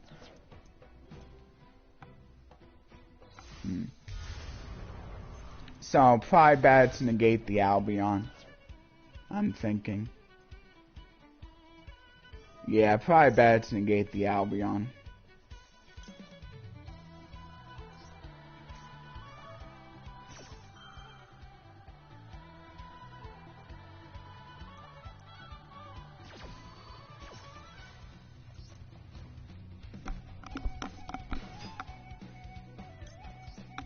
Again, another really cool thing about Gamma that's not true about some of the other hand traps is that if it's negated, as long as it's not removed from the hand, it's not a once per turn, so you can just negate something else later. It's kind of like the dangers in that regard. Get an extra draw too, that stings. Yep, and that's one of the reasons why Talon is pretty good. Like, you might also want to play Thrust too. That's another card you could probably put in. But I just don't have a Thrust. I didn't feel like spending the CP to craft it. But it's probably pretty decent. I'm not sure how good it would have been anyway, because you would rather have it in decks that run a lot of normal spells with traps. Though maybe that's not true. Maybe just having cards like Talent makes it good enough. And maybe like... oh yeah, I also don't like evenly match in this deck. Because I kind of want to be able to have my battle phase, because usually I can maybe like go for an OTK. As long as my opponent doesn't stop it. I don't want like evenly match screwing that up. And the kind of same reason why I don't really want to play Pod Prosperity. Kind of don't want Prosperity ruining an OTK. Because I kind of need all the damage I can get. Don't need to do that. So also playing a little bit of Bestial as well, I guess. Which is probably pretty smart. Playing Bestial. I mean, you are running a lot of lights and darks here. Oh yeah, there's the Rebellion. That's usually the case. Does help fill out the deck even more. So there's an Evolve. Oh wait, I do have the Tanky, so that's good. So I'm gonna go ahead and go for the Tanky here.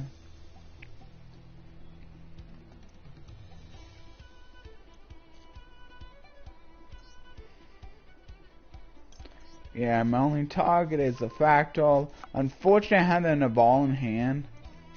Probably would rather have had that in my deck, honestly. That's gonna screw up my plans a little bit.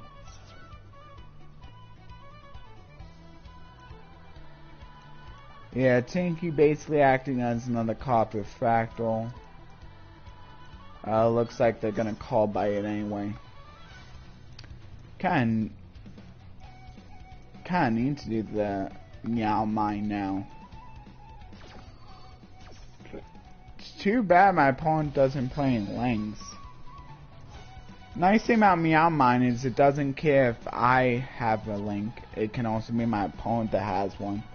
But unfortunately neither one of us does, so I'm gonna have to just null summon it.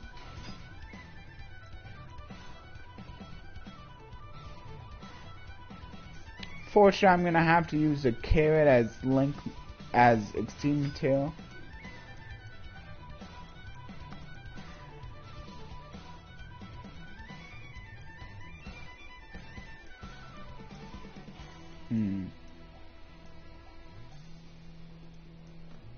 There's that other spell or trap too, of course. Okay, sure, you can feel free to negate. I'm actually glad they did that. I guess they really wanted their spell or trap to not be negated. But it's not... I guess maybe they thought they could have thought ahead. Thought I had like maybe a blue or something in hand.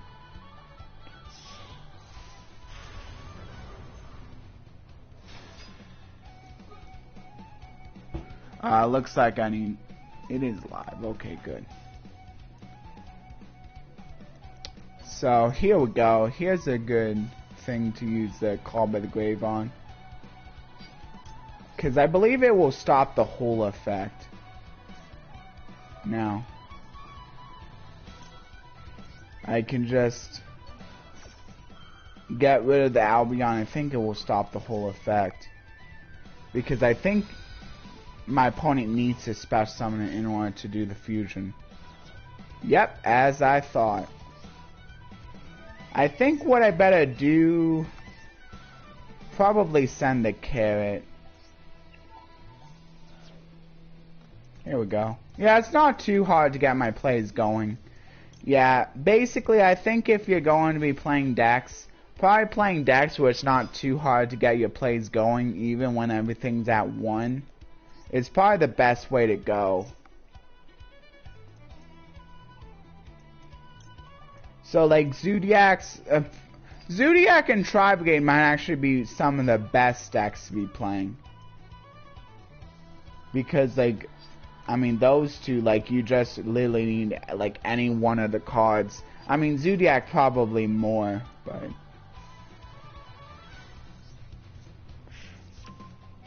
Tri-Brigade is a nice one to then fall back on after you get a whole bunch of Beast Warrior, Wing Beasts in the graveyard. Because of Zodiacs. But I just want to go for this so I can still play my live twin sprites.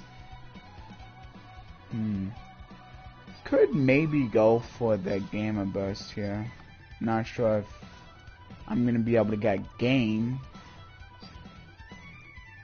It's hard to say if I would get game or not. Could play it. I mean, it's not like I can do a ton, so I think I'm gonna... What does this do? Can tell you one brand and continuous. I don't think my opponent has that. Yes, I don't need to do that. I think I will go for a double cross then. Because I don't think I'm gonna be getting game. So I think what I'll do here... I'll go for the... Could go for the SP Lil Knight after Banish to Alaba, but... I think it's fine. I could send off the Gigantic, maybe. Or maybe not right now. Yeah, I'm just gonna go for these two.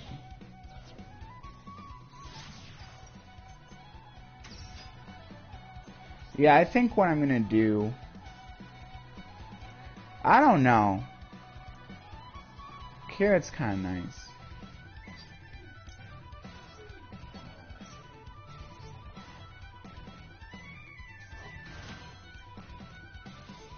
Could go for IP Masquerena also. Maybe I will. I think I will go for the IP instead.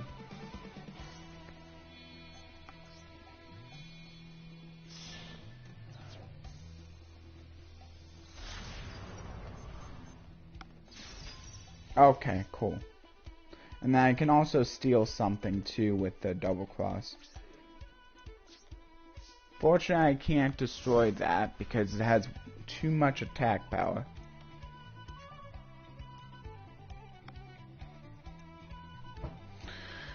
Okay, Good.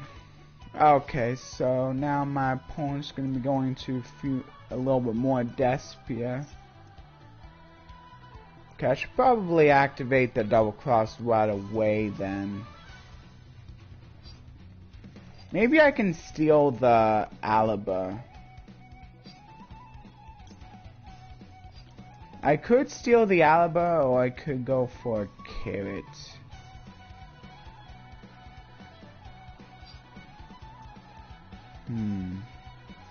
I think I'm gonna go. No, because I can always summon the carrot later. Yeah, I think I'm just gonna. What does that even do? Maybe I will. It does give another monster.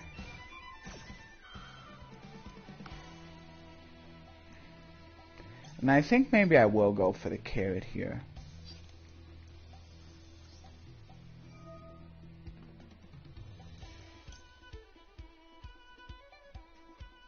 Yeah.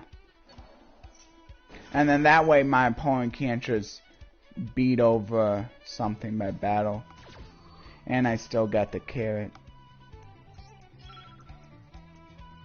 Better summon it right here so I can still take control of the Alaba.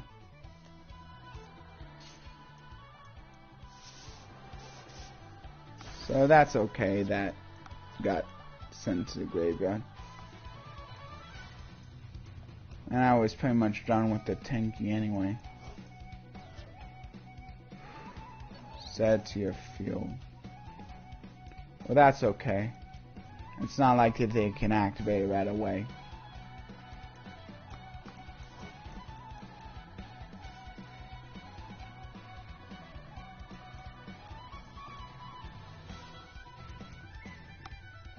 Yeah, now I don't have to use the carrot as material for link play. By doing that. Can send one Fall of Albaz or one card that mentions it. If a card leaves the X deck. Okay, so far nothing too devastating.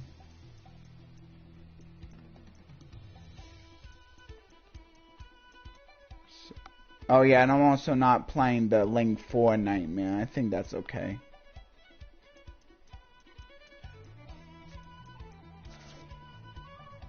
If you control Fall About, so that's only special summon from the great hand, though.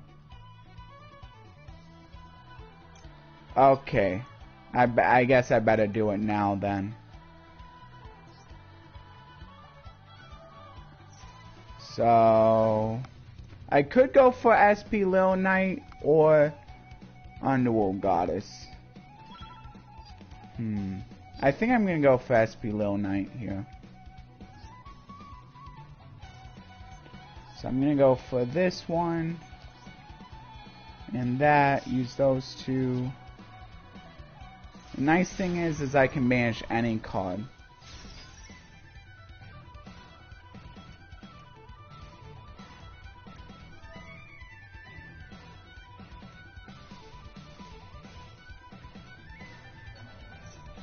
So I think I'll banish the one that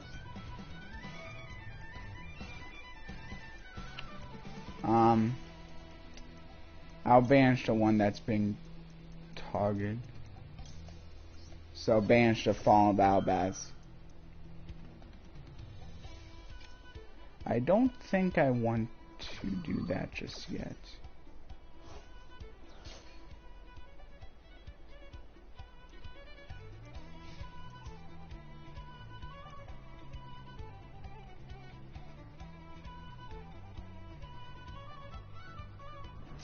Dang. Maybe I should have.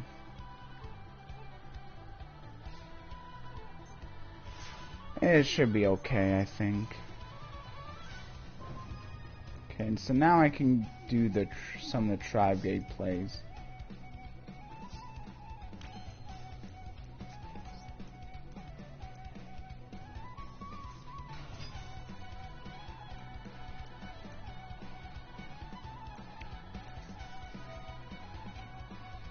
There's a banishment. Probably should negate that.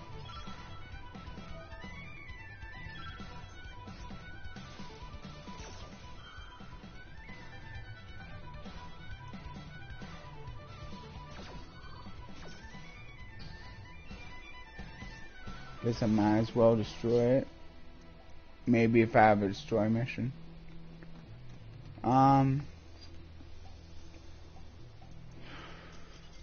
Oh, okay. Or my opponent can just concede to make my decision a little bit easier. It's hard to say if I want to activate the Meow Mine because I wasn't sure if I was going to be able to decay, but my opponent made it easier by just conceding. I'll take it. And there's a win with all the different decks. So I hope you enjoyed me winning with all the different decks, and I hope this guide video, more of this guide stream, helped you. If anyone does want to duel me, I still have a little bit of time technically before I have to get to lunch, basically. Oh yeah, the missions. I think I'm pretty much good on the missions though. I think I'm good on the missions here. Yeah, I only have 4. I forgot to look at the others. I could have probably gotten a lot of them done, but it's okay. I guess I'll do the duel live because I kind of want to show off this new spectator thing. Anyway, because I forgot this also counts as a spectator thing. So the cool thing about this is that you actually get to see the coin. I mean, you don't get to see the coin, but it does show you the results of how the coin went. So Duelist B has selected going first. So they got a tails, I think that means. So I think that means Duelist B got a tails. Or no, I think that what that means is Duelist A got a tails, and so Duelist B got to choose. So Duelist B selected to go first because they won because it was a tails. So heads means Duelist A gets to choose, and tails always means Duelist B gets to choose, and that's how that works. So this one is with the mythical beast. That's cool. With the Salamangreats. Oh yeah, and Salamangreats have become a lot better. I guess I'll show this off because like I'm actually, I didn't realize that like all that support gave Salamangreats really good plays now. They have a lot of plays now. Watch Jelly, not bad. Oh yeah, but super polymerization might put a stop to them. But no, they got the Silent Mind still. This one can just special summon after you have enough Salamangreats in the graveyard, which is pretty crazy. And the cool thing about that, I think that's the one. Hold on. I think the level 3 is the one where like it can special summon. Oh wait, no. The reason why you want to maybe put a monster on your opponent's field is because like it's a good way to proc the Link 3. But unfortunately my Duelist A rather didn't have the Promethean Princess already on the field. So I guess that's a special summon also, but like sometimes I can also proc the Promethean Princess. Wow. Even with the super polymerization still was able to get through. That's kind of crazy. Oh yeah, and the cool thing about the Link 4 guy is that I think that's a Link 4.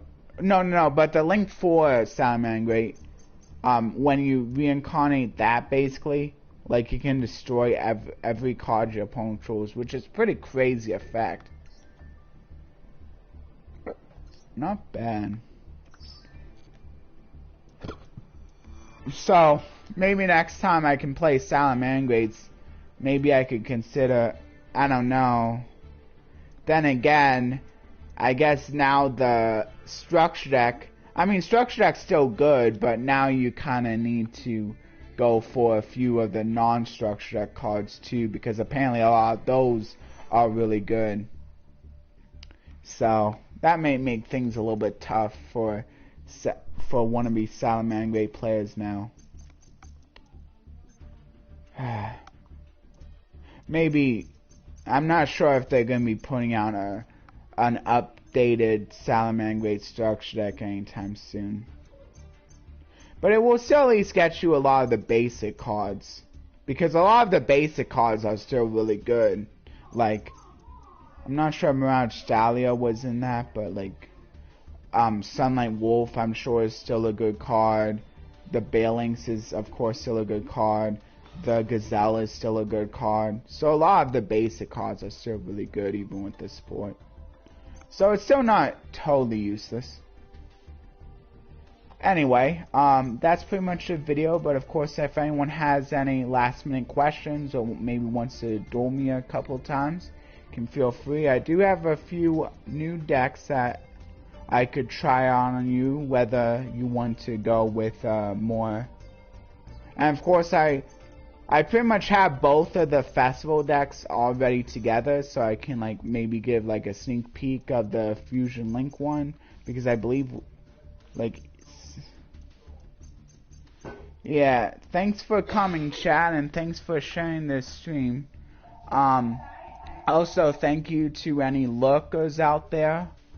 And I appreciate anyone who may have subscribed or liked the video while I was doing the stream. I can't see it very easily until I refresh. So, just in case I missed anyone, thank you for that. Also, as a reminder, you can feel free to like, share, and subscribe.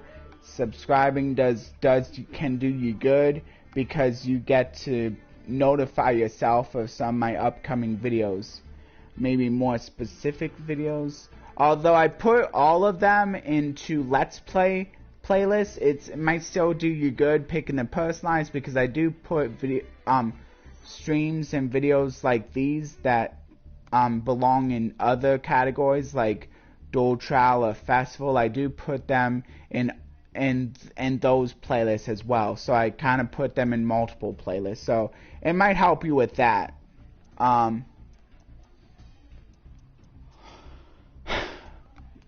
If anyone wants to share any of the decks they've been using to get through the Limit 1 Festival, you can feel free to put them down in the comments, or if you put them here, I can always copy and paste the link into the comment when I make it into a video anyway, so it's not that big of a deal.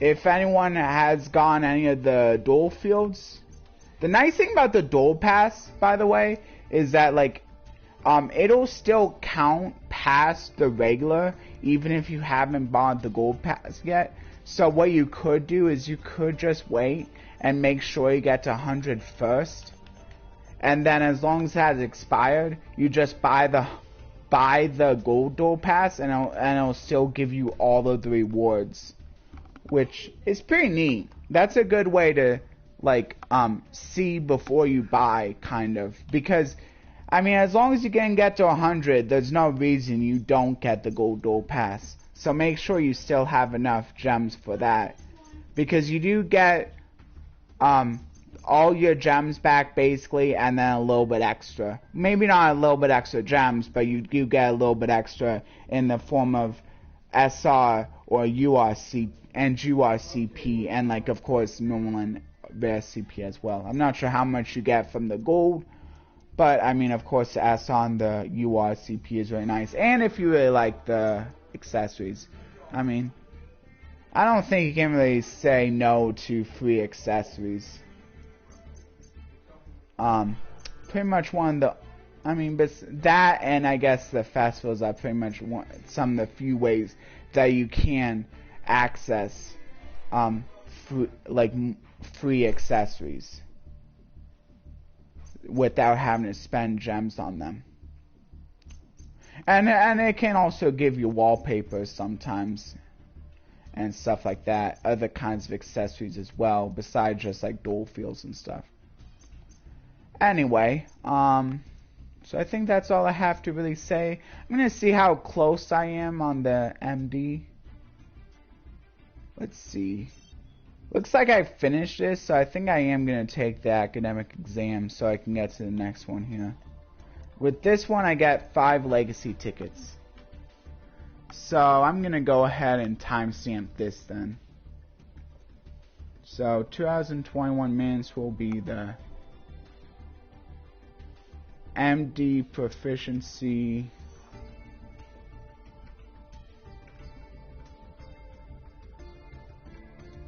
test academic exam. Oh yeah, and speaking of academics, I made it through my classes now to get my certificate, which is very nice. So hopefully I can become a web app developer pretty soon. I think I only got a B one time, which is I guess kind of cool, although it shouldn't really matter too much.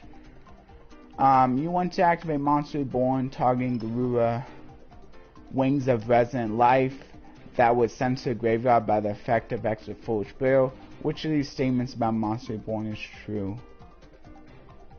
Oh, you can't.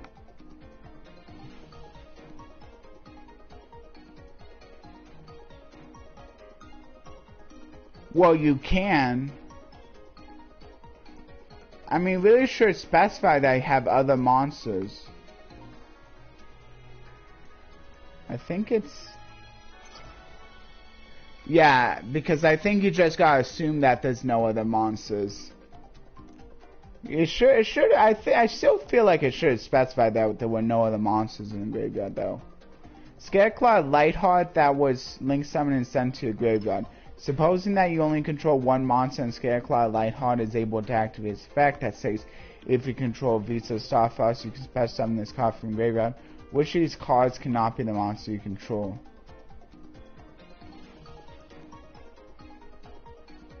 I think it's Vicious Astrolabe. Yeah, because that doesn't count as being Visas.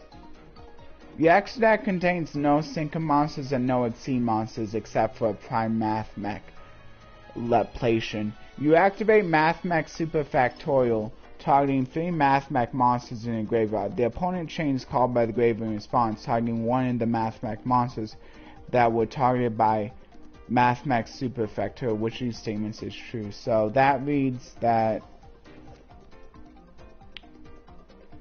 it targets up to, so the other 2 Math Mech monsters are special summon.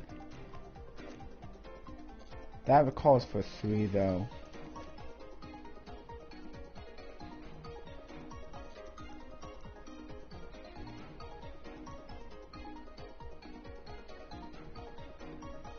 I think it's this one. Yeah. I'm gonna have to go for either a different special summon or I guess they're just kept on the field. The effect of Tearlaman's Kaleido Heart that allows you to target one card your opponent controls and shuffle into the deck requires which kind of monster to be sent to your graveyard? I think it's an Aqua. I'm pretty sure it's an Aqua. Good. Yeah, that's the reason it's pretty good, because it can just be any Aqua. Your opponent activates Brand Infusion, and you activate the infinite permanents that you had set in the same column. In response, your opponent changes the effect of Fairy Tale Snow in the graveyard and banishes Brand Infusion. Which of these statements is true?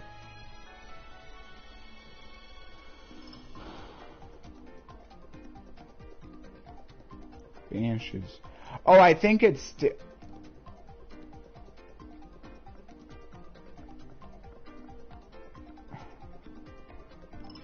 Yeah, I'm pretty sure the effect is applied.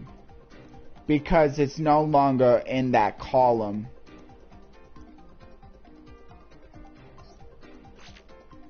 What? It's still negated? Interesting. With one level 2 monster and one level 5 monster on your field, you can special summon Destrudo the Lost Dragon's Fission from the graveyard by using its effect. Then you sync summon a monster, which of the following cannot be the sync monster's level. So 5 plus 2, so it would go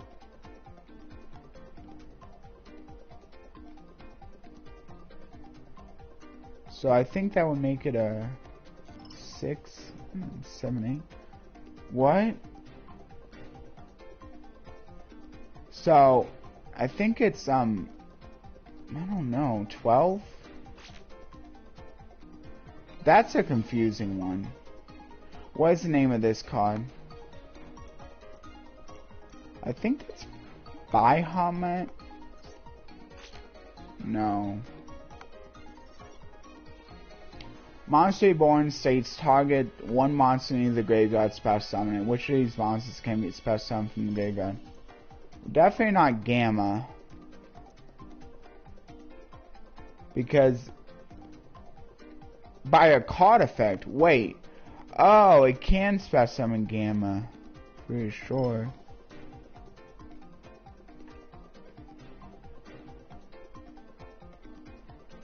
So I think it can't be that. Yeah. Yeah, so it has to be Gamma because that can be any card effect. The others have to be special summoned in specific ways that aren't Monster Reborn related. Oh wow, I just barely cleared it because I'm pretty sure I had to do 5. Okay, let's see. So the reason it can't be activated is because if it's not fusion summoned properly, a monster can't be like the fusion can't be special summoned from the graveyard.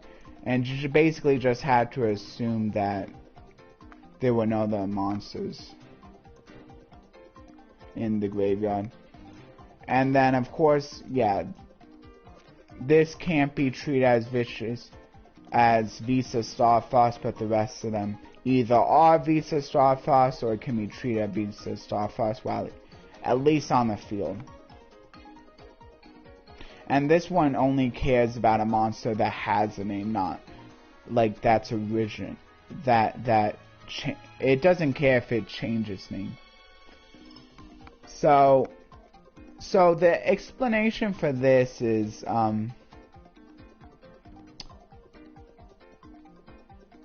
so yeah, one of the one target can't be special summoned because it's been banished, but the other two can. Not sure if you still need to do an exceed. Technically, you can go for the other one maybe. So you can maybe choose like to go into whichever is good for you after. Yeah, and then this one shows the reason. Yeah, so the reason why it's specifically aqua and not like water is because a lot of the T elements, even the main deck T elements, a lot of them are like dark. Or at least I think the Rhinoheart is dark, and so I still want to be procced off of Rhinoheart being sent. Yeah, but it's still cool that it doesn't have to be just T elements. It can be pretty much any aqua. The effect will resolve even if a card is banished after activation. But it doesn't actually negate the... I guess it still counts as being in the column. Interesting. After Destroy the Lost Dragon's Fission, his special summons level will be either 2 or 5. You cannot make a level 11 with the levels of the monster you control. So, since his level is either 2 or 5, that means... I think it's 5, 10... I think the other one... So let's see how this works. So, the Destrudo would go down to 5. So it has the monster... Wait, it's reduced. Oh, it's level... Oh, I don't think it changes the other monsters' levels at all. So I think the other monsters' levels... So that means you can still use a 5 and a 5. So at 10, you can still go into 10 and then 5. A 7 with the 5 and the 2. You can go into the 12 with the 5, 5 and 2. Oh yeah, that makes sense. Okay, so I guess it would just be 11 out of the answers. So here's white or whale. Here's the other ones. There's the dolphin. Monoceros. The reason it's called monoceros is because the horn. Oh, Bihummet, because it has 2 heads. I get it now. Yeah.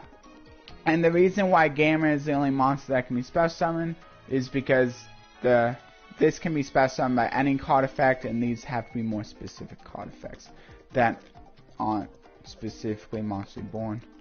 Pretty much the thing that I said. So now what's the next practical exam that I have to do? More legacy tickets. Okay, let's see. Monsters on your opponent's field. 20 monsters.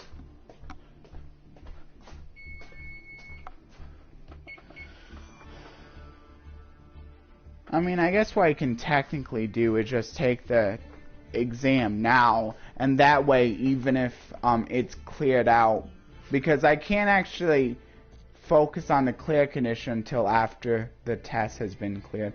So I think I'm just gonna do the next test now. Get it out of the way so that at least it can like move on to the next one.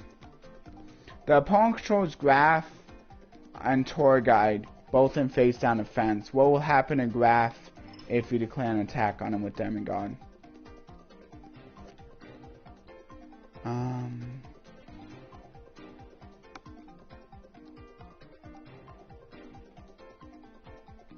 Face down defense.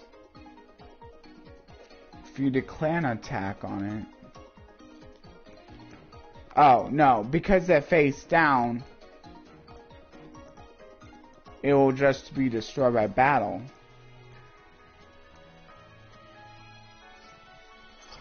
Yeah.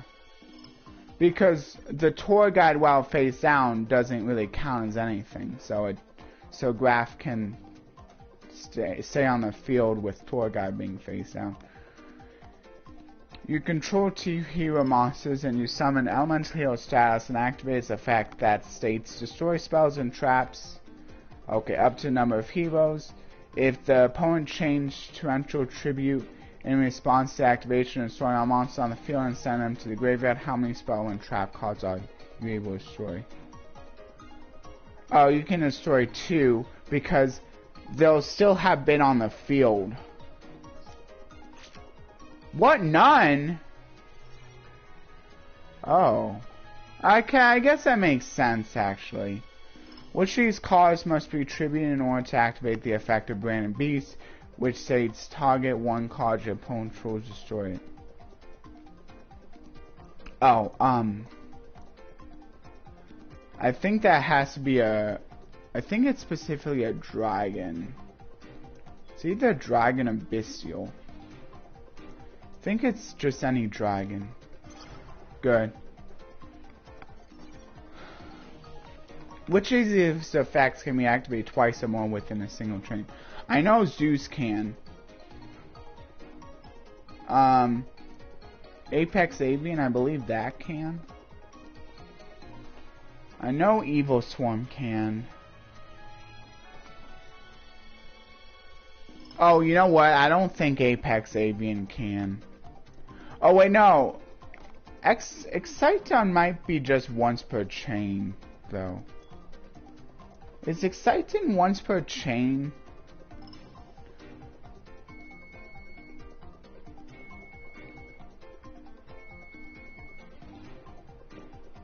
It's either Exciton or Apex Avian, I think. What? What? I thought that was the whole reason why people liked using Exciton, the fact that it can be used more than once in a chain. Okay. Well, this one states which of these cards can be specified once per turn by the method described in its text.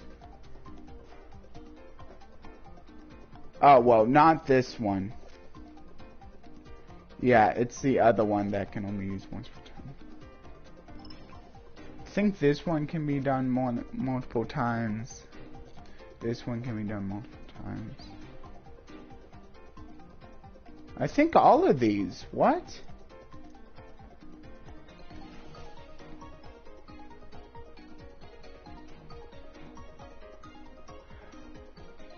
Each of the following effects? What? I don't know. Terratop? I don't know. Pankratops? That's weird. An indomitable warriors of unwavering loyalty, who is introduced as a man who wielded a Naginata blade so deadly no one saw it flash by would live to tell the tale. Xian, I guess? I mean, he's the strongest.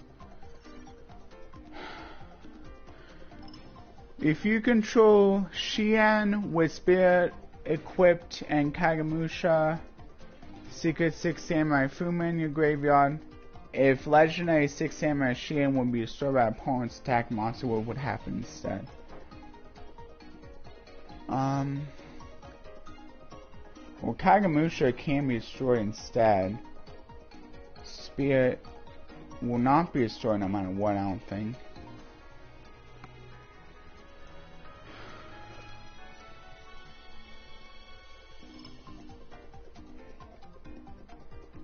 Oh, that only counts if it's destroyed by card effect. I think it's this one. What? It will be destroyed no matter what? Ah, man. The opponent controls Blackland Fire Dragon equipped with Dragon Treasure. If you activate Clockwork Knight, what will happen to Dragon Treasure?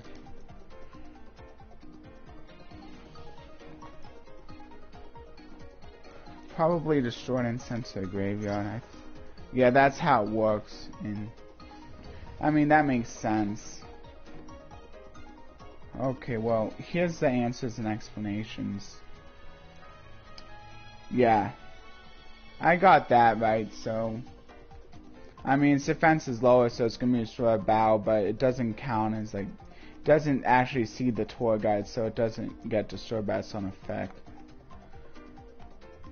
Yeah, it refers to a number when it resolves, not when it's activated. That's why. Okay. And here it is. See, it shows just dragon. So it just can be any level dragon. I thought it had... Huh.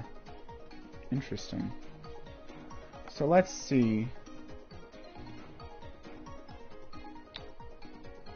Oh, can be activated twice or more within a single chain.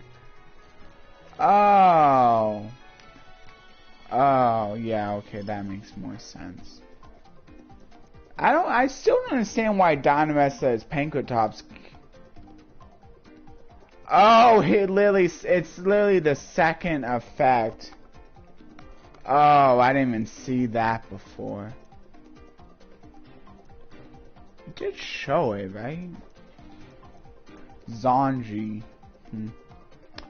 Spear of the Sixth Samurai will be destroyed by no matter what because it causes it to be destroyed. Because it's mandatory. It's because it's mandatory, that's why.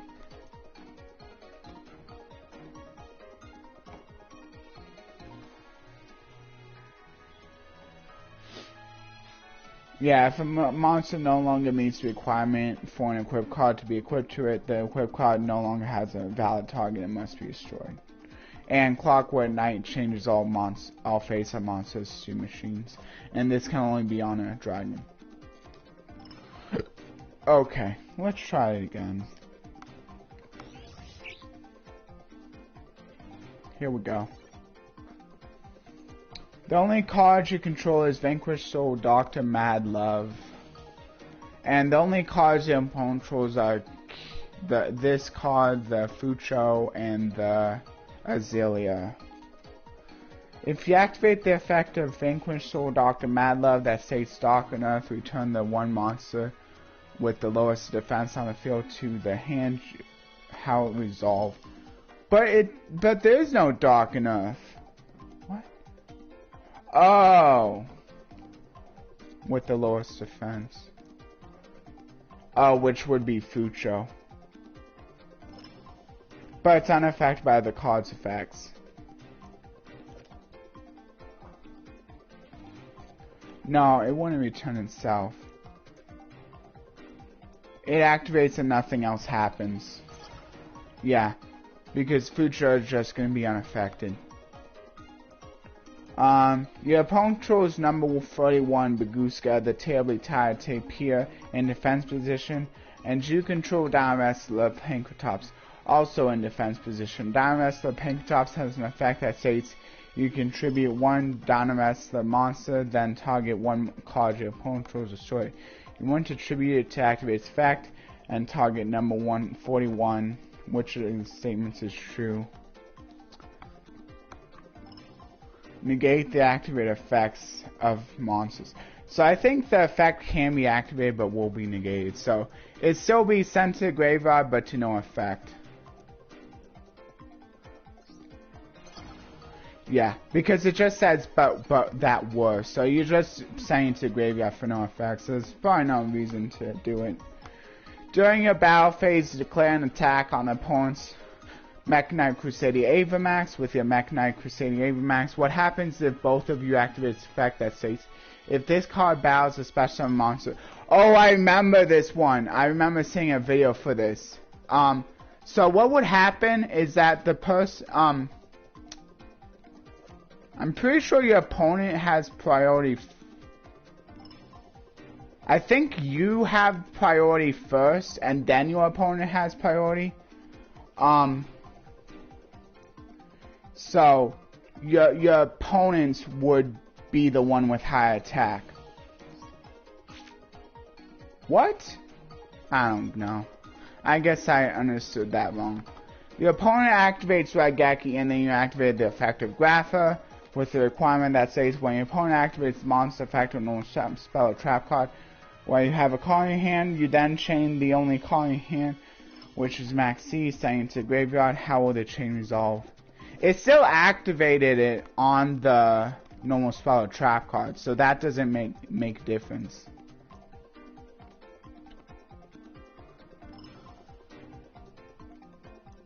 Does it negate?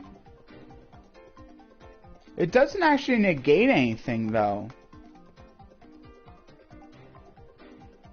The effect is still applied. Doesn't actually negate anything. Max C doesn't negate anything. Which of these cards must be attributed in order to activate the oh yeah, this is easy. I already know, it's Dragon. What is the name of this card? Oh, I think this one's the third one. Or is it the first one? I don't know. Oh, it's the second one. Oh, here we go. It's this one. Because it's mandatory. Okay. Oh yeah, once again, pretty easy. Okay, I passed this time. I think I got like 1 or 2 wrong. Oh, I got 2 wrong. Let's see, let's clear up the ones I got wrong. Yeah, it's not returned to the hand, even though it's the one with lowest defense. It doesn't keep that from applying, but it's not returned to the hand. Oh, I guess that's something you have to think about, because it can also return your own cards.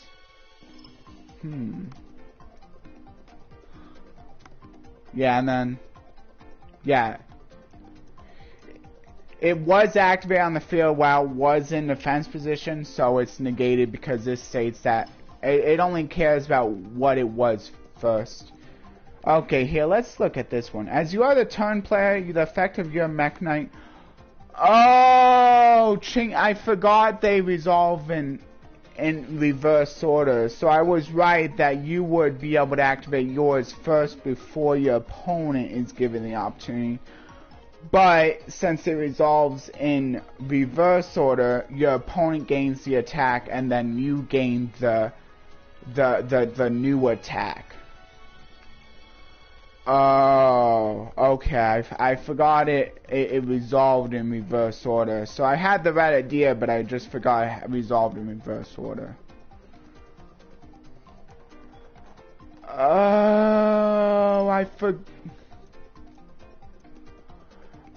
wasn't understanding how this works. I thought your opponent had the max C. Oh, it's you who had the max C and that was the only card in your hand. Well, I got it right either way. It's not necessary to have any cards in your hand for the effect to resolve. Oh, that's kind of cool. I mean, I guess it makes sense that that you don't need to have cards in hand.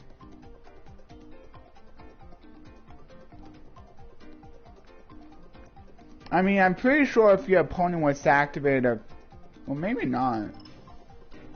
I guess it only cares that you had cards in hand when you first activate it. Yeah, see, you have to have at least one card in order to activate, but...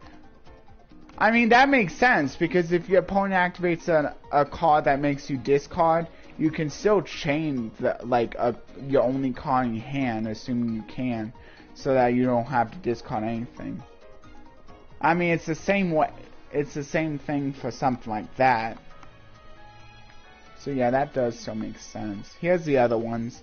There's the second one. There's the first one. There's the third one. Oh, I see. So he's actually standing up in this one. So he goes from sitting to being up on one leg. Now he's up on both legs.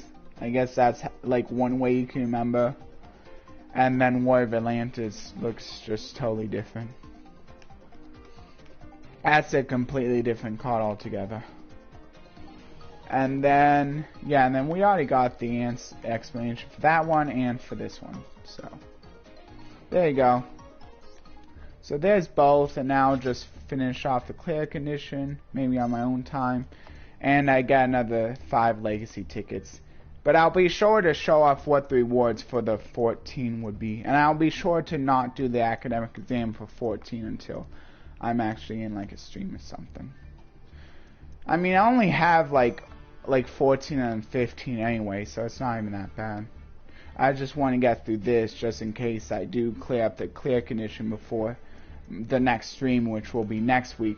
Which the next stream is going to be on the Fusion and Link Festival, which I already have a deck for that. But I will need to get a win with all the decks once the Fusion Link Festival does come up. Okay. Well, anyway, hope everyone enjoyed those 2 Master Proficiency test exams. Wish me luck in getting a job. If anyone wants to maybe give me some advice, you can feel free. Maybe if anyone already has a web app development job, maybe if you want to give me some advice, you can go ahead. Oh, you know what? I almost forgot. I need to go through the... I'm not done yet. I have to do the verse. I can't forget about the verse of the day. Yeah, so I'm going to do that. So it'll be 2 hours and 49 minutes. Will be Bible verse discussion. So the verse of the day for today is going to be, which it might not still be the verse of the day by the time you hear this, but right now it is. So it's make disciples of all nations. At least that's how YouVersion puts it, Matthew 28:19. Or if you like to see the original New Living Translation, it's therefore go and make disciples of all the nations, baptizing them in the name of the Father and the Son and the Holy Spirit. So going off of YouVersion, the most important part is basically that you want to go and make disciples of all nations. And the baptizing, I mean, you can literally do baptizing, but it's more of like a metaphor kind of thing. It's more just saying like however you can, you want to try to lead people to Christ. And so one of the ways, of course, I'm doing that, or at least trying to do that, is maybe seeing if I can reach anyone with this video here, which is also why I'm trying to ask people if it's doing anything for them. Hopefully it is. I haven't really heard anything about that yet, but I'm still willing to do it and try. Maybe if any of my friends also want to help me out by doing ways like, I mean I guess also like helping Christians can be a good thing too, because if you strengthen them, then maybe it will help strengthen them enough that they would want to go and maybe try a little bit harder. So I guess there's merit in that as well. Anyway, that's pretty much my take on it. You can feel free to let me know yours. Maybe we can discuss it a little bit before the video ends. I'll definitely think about it and I'll get to it after the Goosebumps, or we can always discuss it in private using my Facebook page, or maybe even if you want to join and discuss it in the High Table Group page, that's fine too, or in the comments is fine too. But anyway, I'll go through the Goosebumps now. Okay, let's do the Goosebumps with 2 hours and 51:30. So this is the Goosebumps. I'll just say Mummy discussion. I'll just say Mummy 1 and 2 discussion.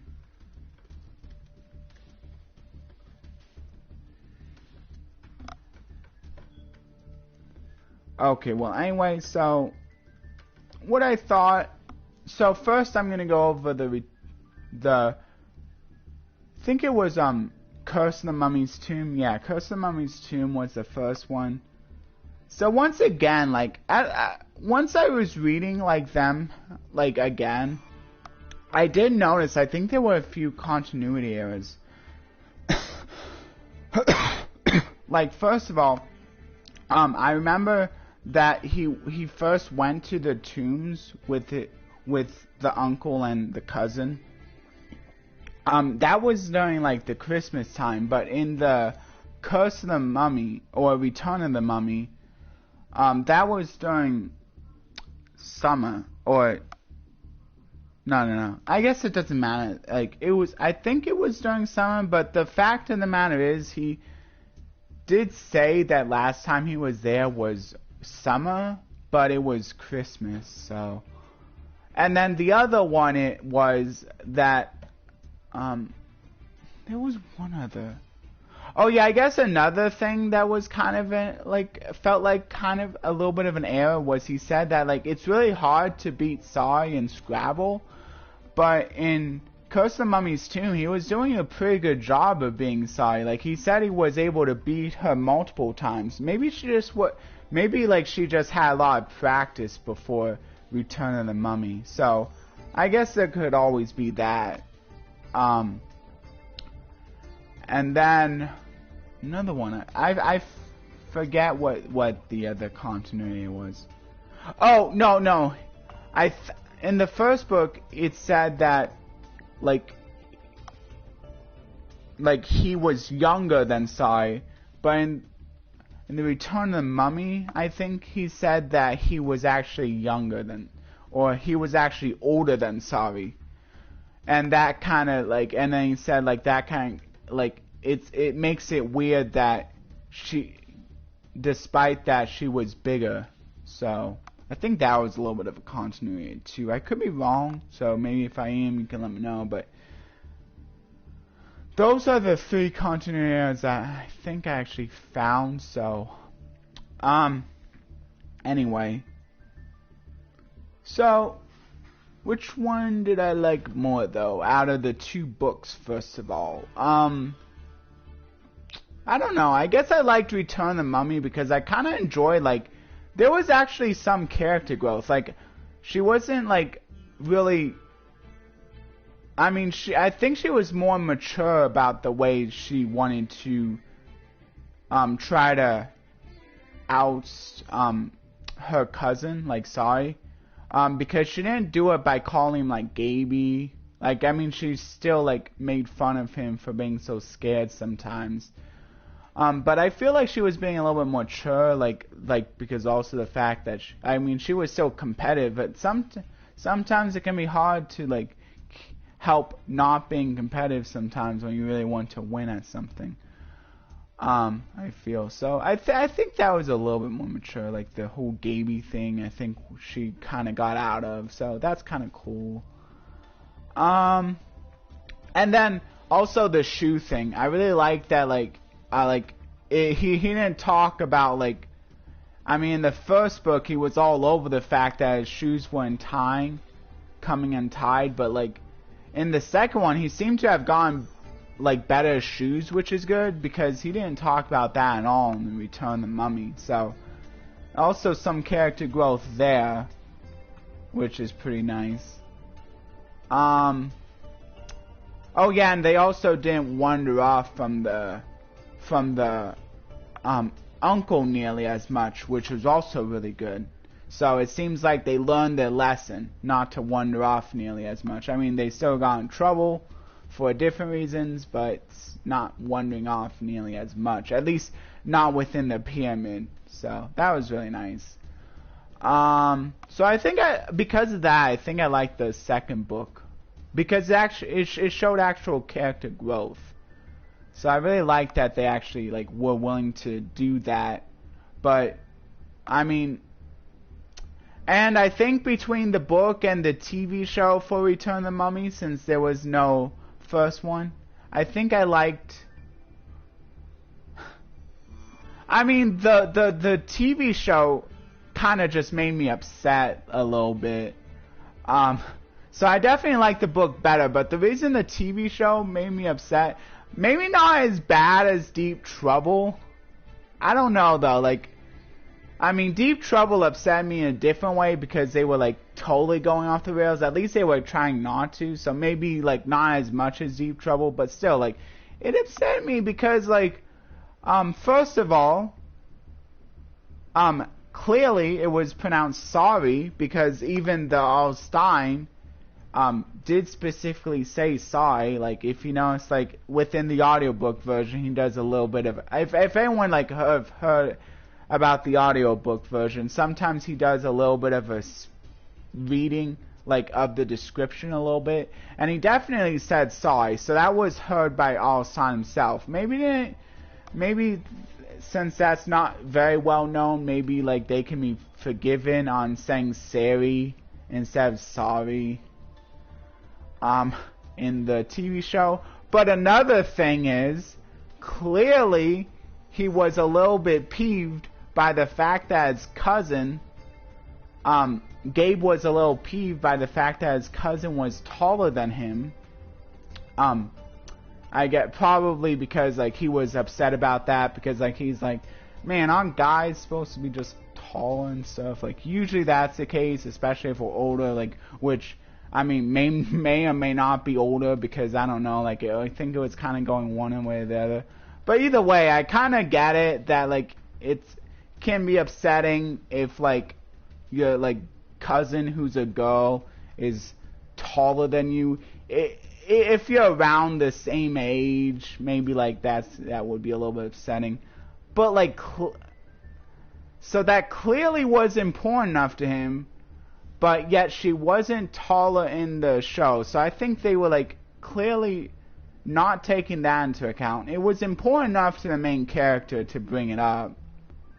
Didn't even think to get a female actor who was taller. I'm not sure how hard that would have been. So maybe that could be forgiven or not. I'm not sure.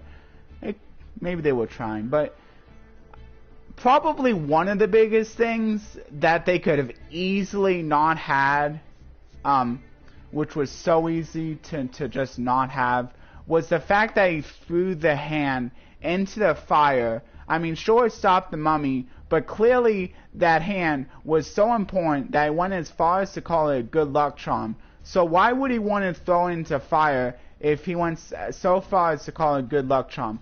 I guess because in the TV show adaptation he said like, oh, these are so easy to get, like they're found in the gift shop, so maybe also that. Like, I mean, maybe hinting at the fact that it was really easy to get, but it seems like it wasn't super easy to get in the book. Like, it seems like it might have been a little bit more rare, so I don't know. But yeah, I'm gonna go with the book, just because I think the episode just insulted me a bit, because I feel like kind of like the way all Stein wanted it written and wanted it read. I don't think they really adhered to that very well. At least they tried to get the plot the same, though. They still had the Nolly, who ended up being the sister of the mummy, so they still had that. I also liked I don't know, like, I mean, I kind of liked that they went a little bit more into detail with the scarab thing, only talking about the scarab, like the eternal life thing, but not going into the bad part about the saying. So maybe that was kind of nice too, going to a bit more detail about stuff. But yeah, I think the book was just, I think they, I mean, it wasn't nearly as bad as Deep Trouble, but I still feel like they went a little off the rails still. Sorry about using that again, but I couldn't think of another way to put it. Anyway, so there's the Goosebumps. Let me know if you also found the episode a little bit troubling after you read the book, or if you didn't think it was that as bad as I'm making it out to be. And let me know which of the two books you did like, and maybe let me know if you did find those same errors as I did, or maybe if I'm a little bit wrong on like one or two of them, or maybe even all of them. But anyway, I hope you enjoyed the episode. Sorry, this one once again lasted a little long. I had a feeling it would though, so I'm glad I did a stream on it, but I guess it didn't. I guess maybe I was hoping it wouldn't last as long as it did, but oh well. Anyway, hopefully I get 100 subscribers soon, so I can show off one of those special videos for you all, and I hope that a few of you will be willing to vote on the poll so we can have a winner. And if there isn't, I guess I'll just go with the one that either I like more, or maybe decide randomly if I can't decide between the two. Anyway, bye everyone.